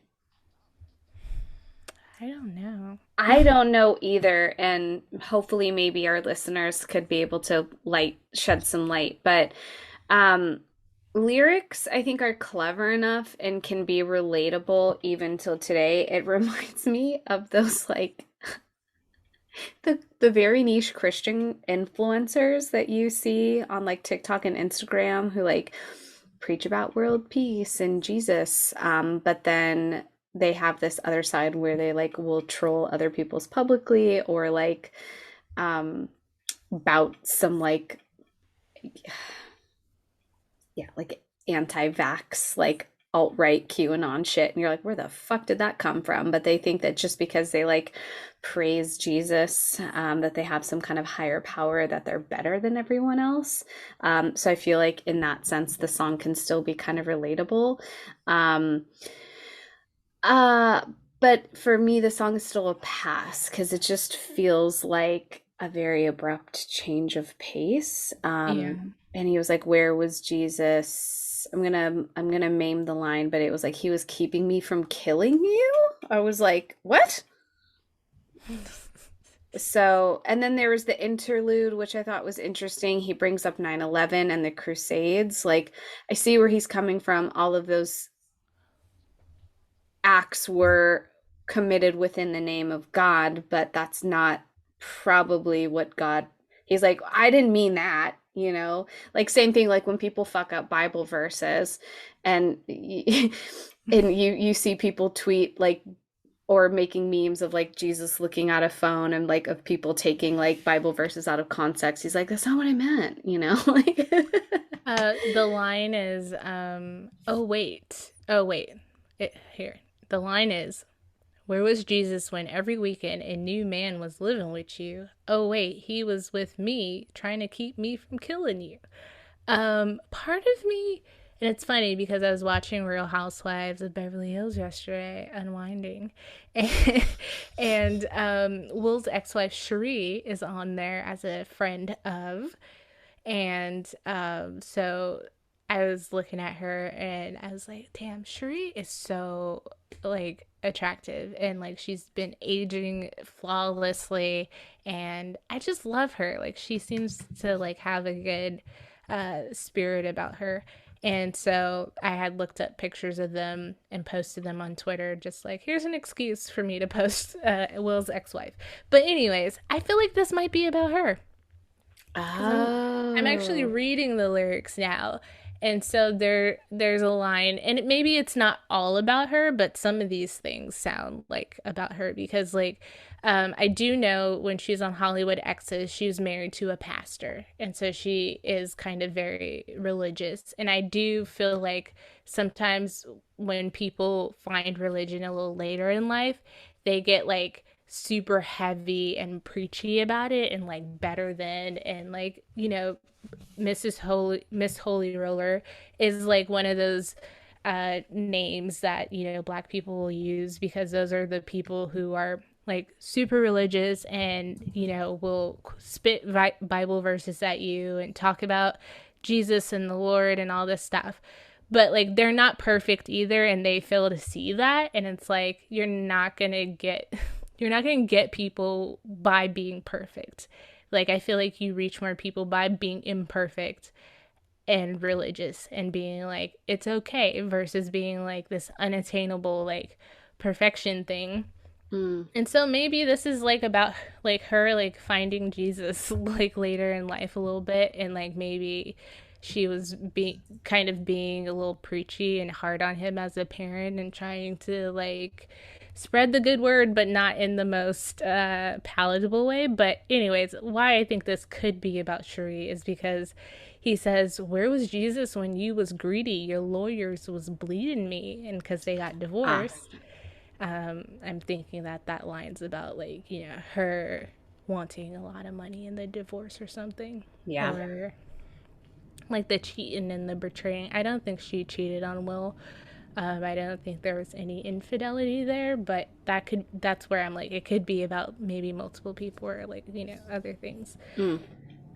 But yeah, so I'm not sure, but that's my That makes best sense. guess. That makes sense.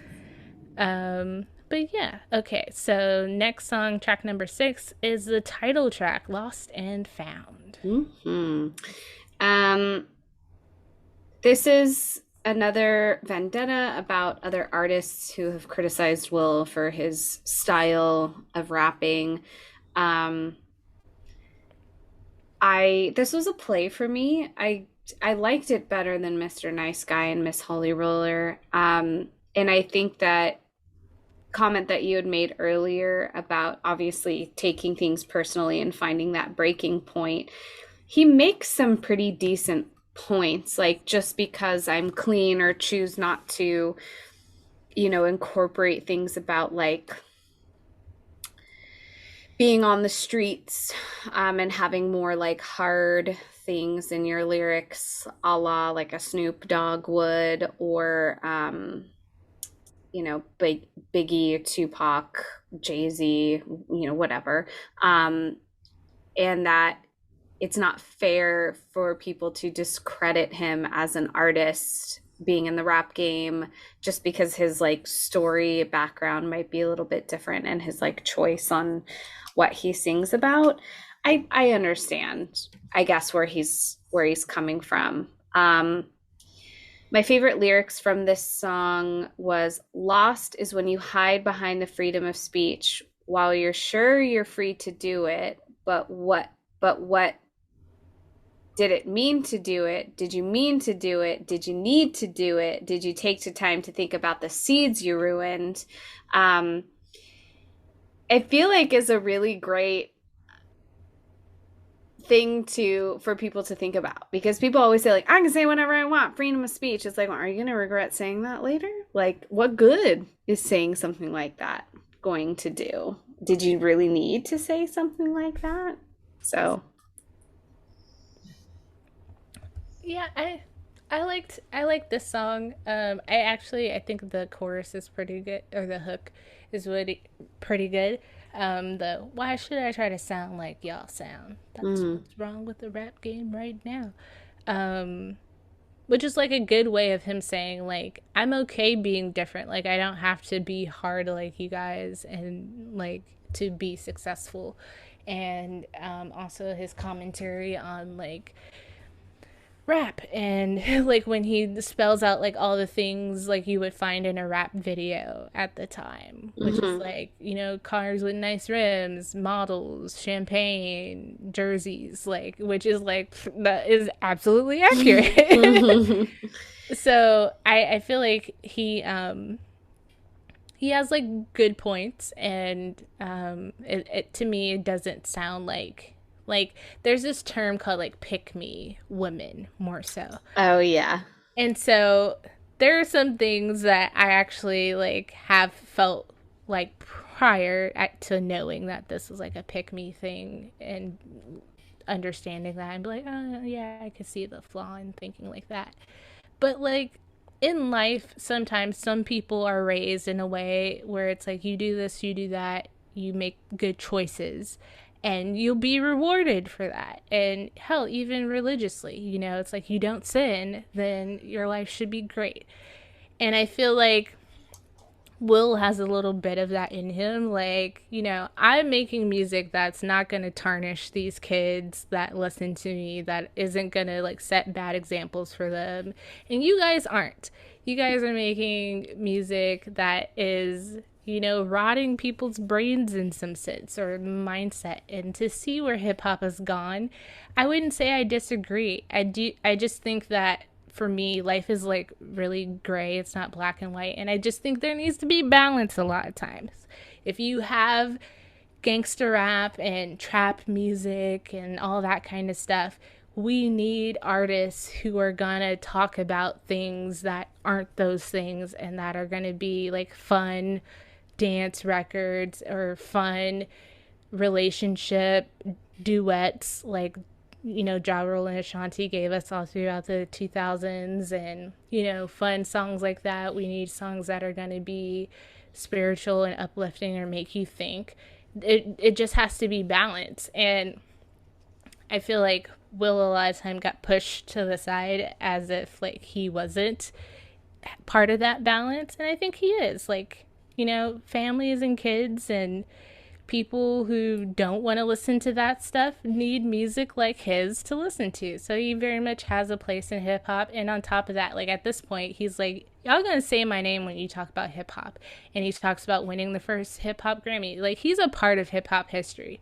Whether you think he's cheesy or not, like you have to respect like his role in the early stages of hip hop. And I respect him for talking his shit on this song very respectfully without any criticism. Next song, whew, a heavy one. Tell Me Why, featuring the Mary J. Blige. She is not the issue of this song. And it's not even that there's an issue with this song. It's a buzzkill. It's a buzzkill. I was asking the same question. Why? Like, why did you put this song on this album? Especially because the first half of the song is about 9/11. At this point, you can grieve however long you want to grieve about 9/11. And I say that with absolutely no disrespect to everyone who had perished in 9/11, who was directly affected by that. We were all affected in different ways, but like I just thought it was interesting that it went on the 2005 album and not the like 2002 album. Um Whatever, maybe he wrote it and just thought, no, this isn't the right time, and like kept it in the song bank. But historically, historically at the time in 2005, we were still at war with the Middle East. And, it would make sense that a parent would be having conversations with their kids who are starting to ask questions about that if they don't remember 9/11 or not born, to remember or know about it. So it's cute. That makes sense.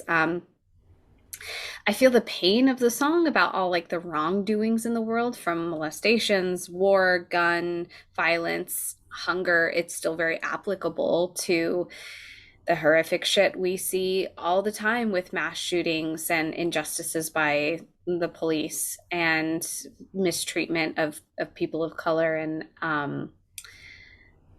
but it's a buzzkill. It's a buzzkill song. Yeah.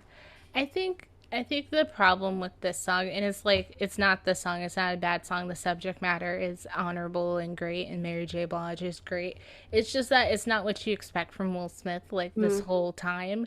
I don't think we've really had like any kind of political or like social issue commentary from him. And sometimes like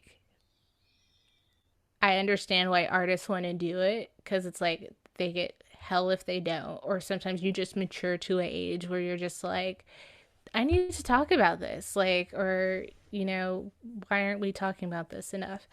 And I don't know. I feel like this album has so much of like him trying to like reestablish himself in hip hop and like making points, that if this album was like totally just social commentary, like absolutely do that. But Mm-hmm. um and I don't want to shit on a song, like be like, oh, you only chose one song, like such virtue signaling or something like that. But like it is like a buzzkill in the sense that like you're not expecting that, and you maybe you bought the album for Switch, and now you're like, damn, why are we in wars and stuff? So I don't Mm-hmm. know. Like it's a great song in terms of like what he's talking about in the message. I just think a lot, it probably throws people off because it's not what you expect. And I don't necessarily think that's a bad thing, but I think there's weird ways that that works, and in Mm-hmm. some way it kind of doesn't work that well here. It almost reminded me of the "We Are the World, We Are the Children," or "We Are the People," like the big mishmash song of artists put together, but instead it's just Will and Mary J. But I think that a song like this could probably have, many artists helping to sing the chorus. But yeah, I don't Yeah, know. I'm with you. that would No, have been interesting. no disrespect to like the message. It is honorable, and we, but it's just like, oh, okay. And it was after Mr. Nice Guy, Miss Holy Roller, Lost and Found, and Tell Me Why. It just felt like four heavy-ish songs back to back. Yeah, that's true. Especially after Switch. Like all those songs come after like the big Yeah, dance song. like yeah, um but yeah, so the next song, track 8, because this long ass album, is I Wish I yeah. Made That, which is Will talking about songs he wish he made, and definitely talking about like how he doesn't get love and doesn't get enough like credit, or this is the one where he's like, you know, maybe I should just have a shootout, run up in the bank, busting, grabbing all the loot out, whoop somebody ass, taking my boot out right on TV so y'all can see me, which I was like, oh, prediction. um, Uh-oh. just ignorant, attacking, acting rough. I mean, then will I be black enough? Oh wait, maybe I'll jack a truck full of cigarettes, guns, and drugs and stuff. And then yeah, he calls out like the song Lean Back and wish he would have made that. He Hmm. wish he would have told girls to drop it like it's hot.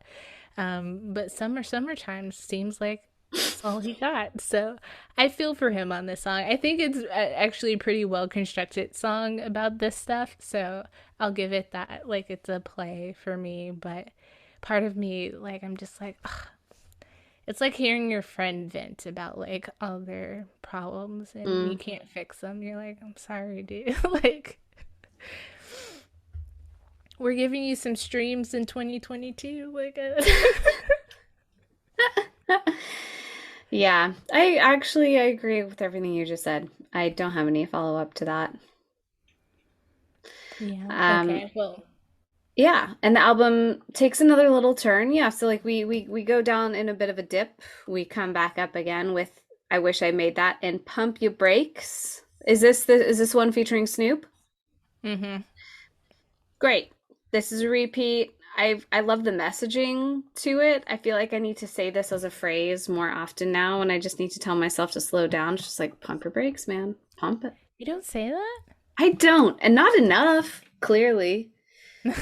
I definitely am going to tell that to my students. Like when they're just like going on and on about something, I'm just like pump your brakes. Hold I've definitely heard that a lot in my life. But yeah, Pump Your on. Brakes is a bop. I will say though, I do think that Snoop kind of ate Will up on this song. Like you Oh, can't yeah. Snoop is just always He's a showman. pretty yeah, pretty solid. So this feature was good. It surprised me kind of like some of the Millennium features. I was like, Snoop Dogg, hold on. Especially because he mentions drop it like it's hot and I wish I Yeah. made that. And So put that right after with like, oh, yeah. I wish I made that. But here we are. I am with Snoop. So So next song, number 10, If You Can't Dance, which is like a dance song, like instructional kind of. I said that too. A directional instruction song about dancing. I thought this was cute. It's a play. It sounds like it could also be somewhat of a pussycat doll sound. And I mean that in no disrespect. Like they've made some great jams, but I'm just like, oh, this kind of sounds like uh, You know what this reminded me of? His what? scene with Kevin James and Hitch. Because he's like, Totally. yeah, like a lot of his verses are like, don't do a dance you can't do. That's not cool. Or like, you I know. saw a guy ODing over dancing on the dance floor. Like, But yeah, this is meh to me. Like, it's just like, nah. Like yeah, this could have been on the Hitch soundtrack. But agreed. This could have been on the Hitch soundtrack. They could also play this at a middle school dance. I told you about the last one when they couldn't even get the cha-cha slide.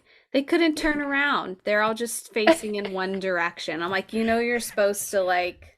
they're all cyborgs, that's why. It was like iRobot. It was just like watching all of the iRobots dance.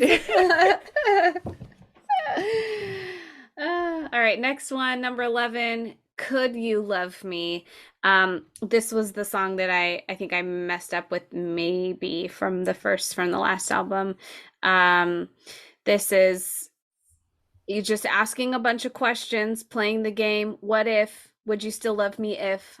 And I play that game all the fucking time because I'm a 10, but I'm insecure as hell, baby, and I need constant reassurance that you love me and still like me. So I play this game all the time and always end up annoying Kevin. So this one was a pass for me. You're like, oh, triggered. No. Whoop, whoop, whoop. Uh-oh. I feel called I out. like this song. I like the beat. And going from If You Can't Dance, I had wrote like, I was thinking Will is better when his music just seems like smooth and post Fresh Prince, a lot of that stuff's like really upbeat, like hip hop dance stuff. But like the dance songs and the up tempo songs sometimes for him to me can seem too much. And this is an example of him doing like very like smooth and cool. Like his rap cadence sounds like relaxed and he's just like smoothly talking to you. And yeah, like I don't know. And part of this song too, like, is like his commentary on critique and stuff is like why I don't want to be like, oh, his music's like just label him as corny and stuff, because there's definitely stuff that like I like in his discography and stuff. So I don't want to label him like that, but like yeah, like it's just hard to I have such a hard time like talking about him because I just feel like sometimes it is corny and it's cheesy, but like I think Mhm. overall like it's not all the time. It's just sometimes you're like, ugh. And I don't want to be critical in a negative way of like something like that. But Yeah. I don't know. This made me be like, maybe I shouldn't be so like harsh on like. It's not about being harsh. It's just an honest review. And I think what we've said so far has been all sincere and very fair. And it's, you don't want to like lose your opinion on something just because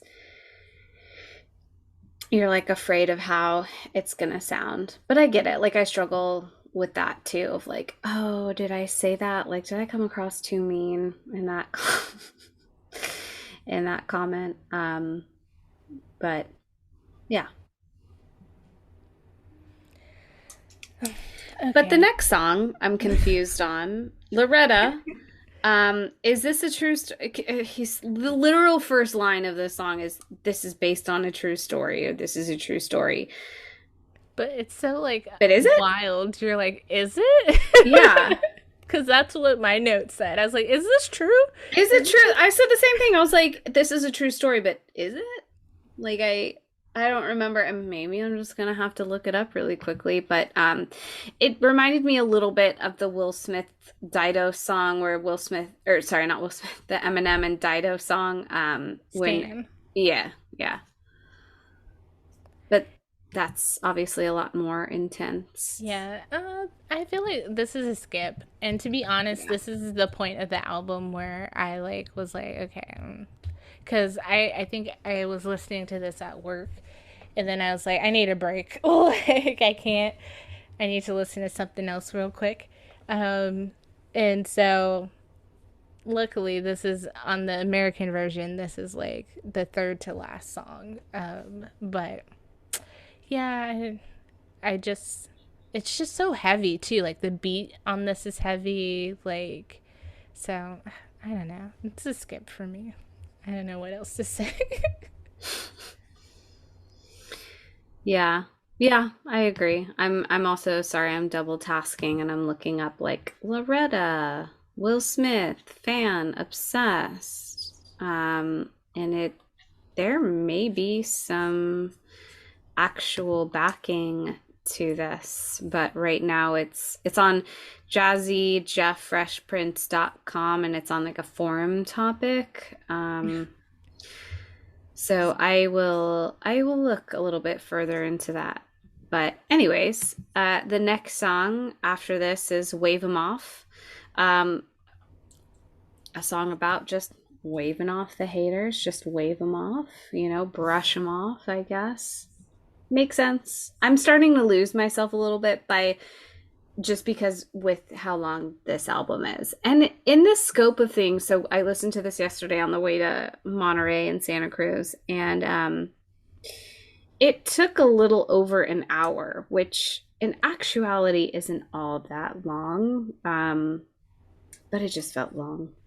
So I think after You Can't Dance, like after Could You Love Me is when I really just start to like lose it, like lose my memory of Which like Could the You Love songs Me and is right stuff. before Loretta. So yeah. Yeah. Like it's just like, all right, I'm I out could on this trip. yeah, I could end the album at Could You Love Me and it would have been a little better. Yes. Yes. Agreed. And another like hater oriented song, like it's kind of how I felt on Millennium, where I was like, I get it. Like, you don't curse. You're a big movie star. This one, I'm like, I get it. Like, you want people to, like, put some respect on your name. Like, absolutely. But, like, 3 to 4 songs about it? Like, at that point, it kind of just sounds like whining a little bit. I don't know. I don't want to be, I would be too critical. Like, I'm trying to be tiptoe so much about this, but I'm just, yeah, like, although this one, I will say, I feel like is more universally like, you know, it's like dust your shoulder off, kind of. I wonder, that already came out by now. You gotta get that dirt off your shoulder. So this is like that. Wave them off, give them off. Like, just wave off the haters. Be like, yeah, whatever. You're not gonna stop me from making money. I'm trying to see how long Lost and Found is.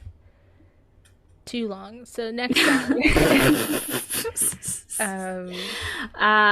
Next song is a Scary Story. A pass. You get a little bit of vocals from Willow. Not singing vocals, just speaking vocals, similar to like a Jaden's interlude. It's like Will Smith's telling her a bedtime story, and he's like, this is just a scary story, but it's like a similar motif from Mama Knows, just about like growing up, making bad decisions, blah blah blah. Didn't really feel like, since we had something like that from the last album, that we didn't really need another song like it, so it was a pass, skip for me. Yeah, same. And then there's like the Switch remix, which is okay. I like Robin Thicke, but I think the original was better anyways. But Lost and Found comes in at 55 minutes. So. Oh, it wasn't even an hour? It felt like which Big Willie style is 54 minutes, so it clocks in around the same time. This too is also the only album from his solo albums out of the 4 that doesn't have a song from a movie in it. So I wonder if like that's part of it. I think that was his intention too, though, was like, I'm not doing this because I did a movie song. I have time. I'm going to dedicate myself to like, you know, early on there's a song where he's like, I'm putting in the time, making sure like my rhymes are right and stuff. But it's just not as fun. And I feel like that's what you want when you listen to Will Smith. And I hate to like critique someone for making like maybe, you know, an album that's a little more serious, but yeah, sometimes like maybe you make that album for yourself, but you don't sell it. Like, because like Kendrick Lamar, I like him.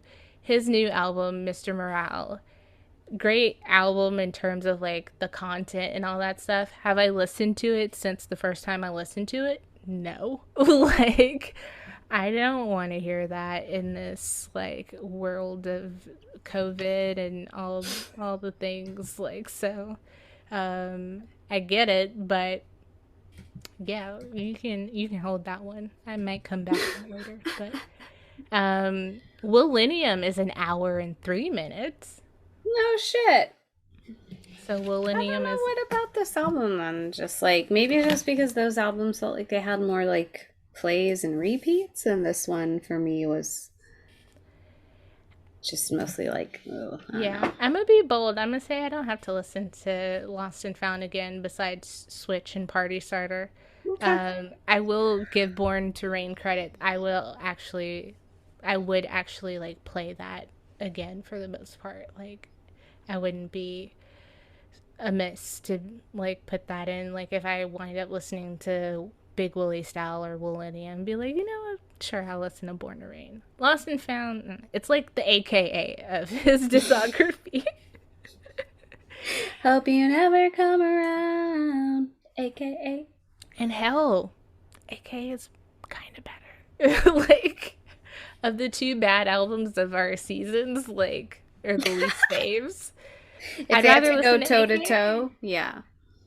Yeah, and they both kind of feel the same, where it's like you have some moments of like, okay, yeah, I can vibe with this, but then there's like those heavy ass songs that you're just like, what are we doing? Like, I thought we were having a good time, you know?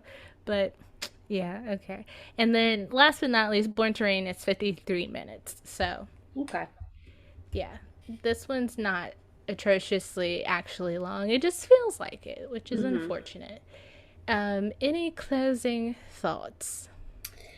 No, not really. I am bummed that he kind of ended his rapping career on a note like this. It felt like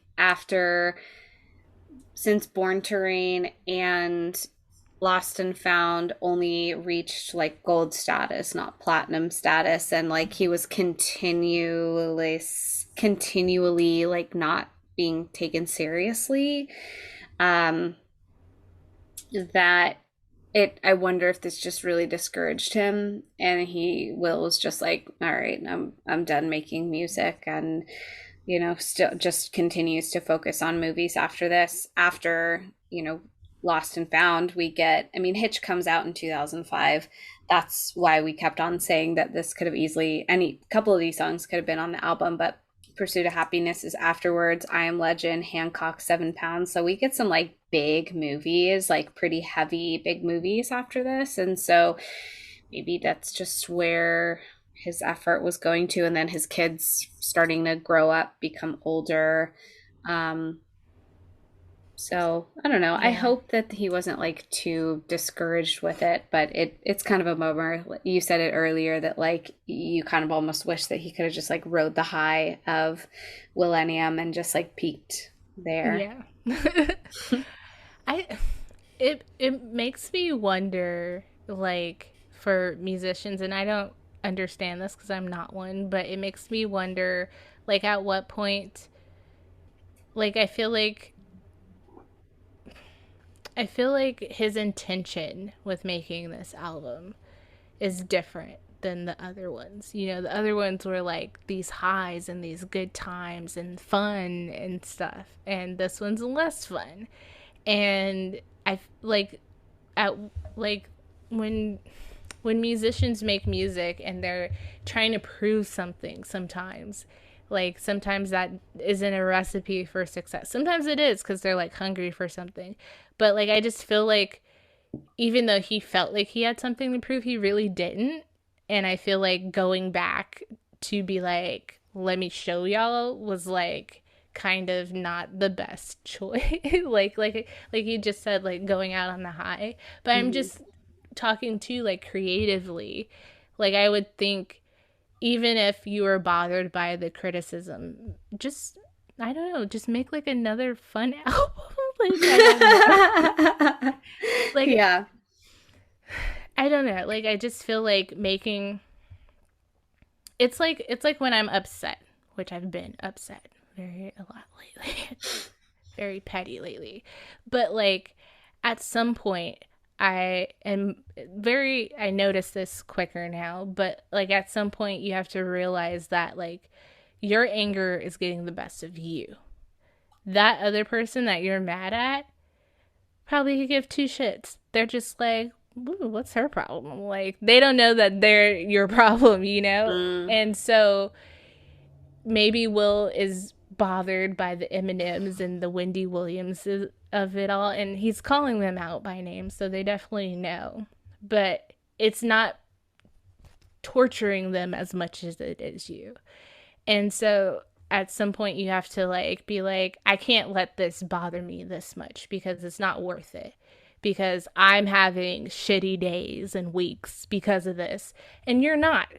You're just going on living life because you did what you needed to be done and you felt great about that. And you're not like, ooh, I hope Will like is listening to the slanderous things I'm saying about him and losing sleep over that. Like, no, you get something out of that. That's like you're like, yeah, I stuck it to him.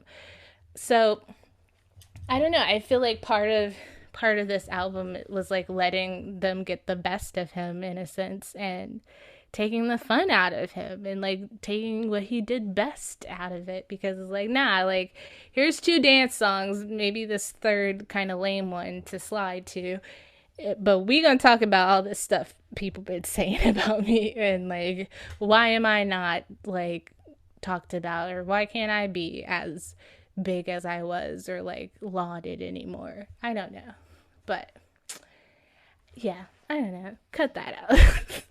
No, why? I don't know. I feel like it doesn't make sense, but I'm just trying to kind of grasp like when you make albums, like I just feel like I know that part of it is like what's going on in your life and stuff like that. But like I feel like it's a waste of an album to make it about other people instead of you. Yeah, I see what you mean. Your album should be for you. Your art should be for you because it brings you joy, and you're trying to get um you know your fans to feel a certain way. And that doesn't necessarily mean you have to be pigeonholed to do just like fun, party, uplifting songs that everyone's going to want to play on repeat. But it seemed like this album definitely felt like he had something to prove, and it wasn't made necessarily because he really wanted to, but because he's like, hey, you know what? Like, you're saying all these bad things, so I'm going to try and defend myself here. And defended himself unsuccessfully, I think, like almost dug himself into a bigger hole. Yeah. Like part of me, like I wrote this in another note, but like part of me was like, just like do and don't say so much. Like, you know, like Beyonce says, best revenge is your paper, which he definitely has. So he can't really, it was bothering him so much that wasn't enough anymore. But like, instead of being like, oh, I wish I made that, I wish I made Drop It Like It's Hot, I wish I made Lean Back, like make a song like that, which like Switch is damn near, I would say, like not quite up there, because those songs just like they transport you back to that time because that's how big they were. But like Switch is close. Like if you had stuck in that like realm of like, you know, oh, I wish I had these like big hits that I see people like getting love for and stuff, like go and do that, like actually like achieve the things that like you're like kind of jealous and envious of, like it, you know what, it reminds me too of J. Cole. I love him. I would dare to say he's my favorite rapper probably. But he is like kind of a pseudo deepish thinker. I don't want to give him too much credit because I know people are like, oh, you have to be smart to like J. Cole, like you to understand what he's talking about. I don't think that, but I think he talks about important stuff, and I think he gives good perspective, or you know, makes stuff that might not be cool to make, like making a song about folding laundry. But his album, KOD, Kids on Drugs, or whatever, there's various interpretation of that. He had been criticizing, and these like younger rappers like Lil Pump and like all these like little rappers and stuff had been dissing him. And so he made this album in the vein of like the music that these kids that are younger than him are making and what's trendy. And, you know, they're talking about doing drugs like lean and popping pills and Xannies and all this stuff. So he made an album called Kids on Drugs with similar sounding like beats and stuff. But he executed it in his own way of like, see, it's not necessarily the music or anything like that. Like, it's like what you guys are talking about has no substance.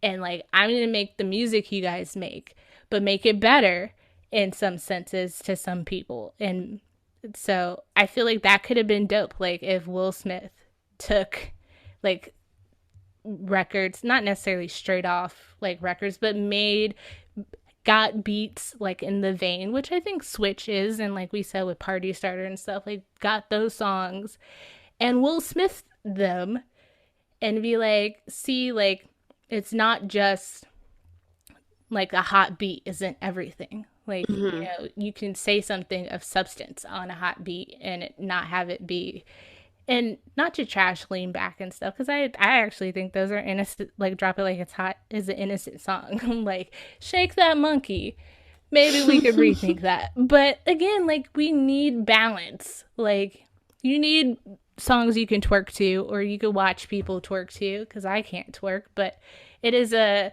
amazing thing to see. So you need songs like that, but like maybe we can have songs like that we can play around our kids, and maybe that's where like the Will Smiths of the world come in. Like, yeah. So I don't know. All right, let's wrap this thing up. Let's wrap it up. Let's do it.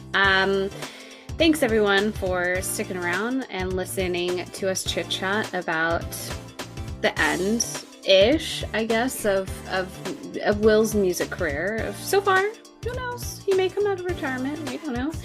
How could you imagine before we end this season if he does another album?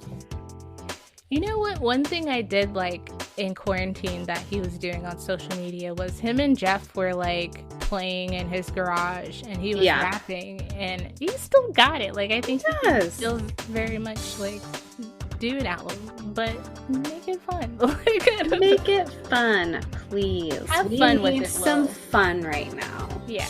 Like, if you're gonna, that's another thing. Like, if you're gonna use your time and money and resources to do that, like, it should be like fun and enjoyable, you know, for you as well as your fans. Like, agreed. So, anyways, yeah, if you listen to this whole thing, God bless you. Come back.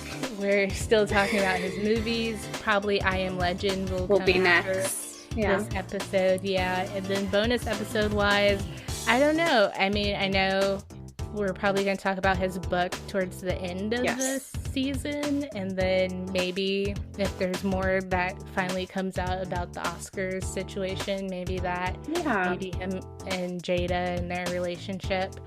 And probably, I definitely would love to give Sheree Zampino some love. So maybe talk about his first marriage as well. But a lot of that's a part of the book. So yeah. Anyways, yes, stay tuned in. Follow us on social media at Roll Call Pod on Instagram, TikTok, Twitter, YouTube. And yeah, this has been another episode, a bonus episode of Roll Call. And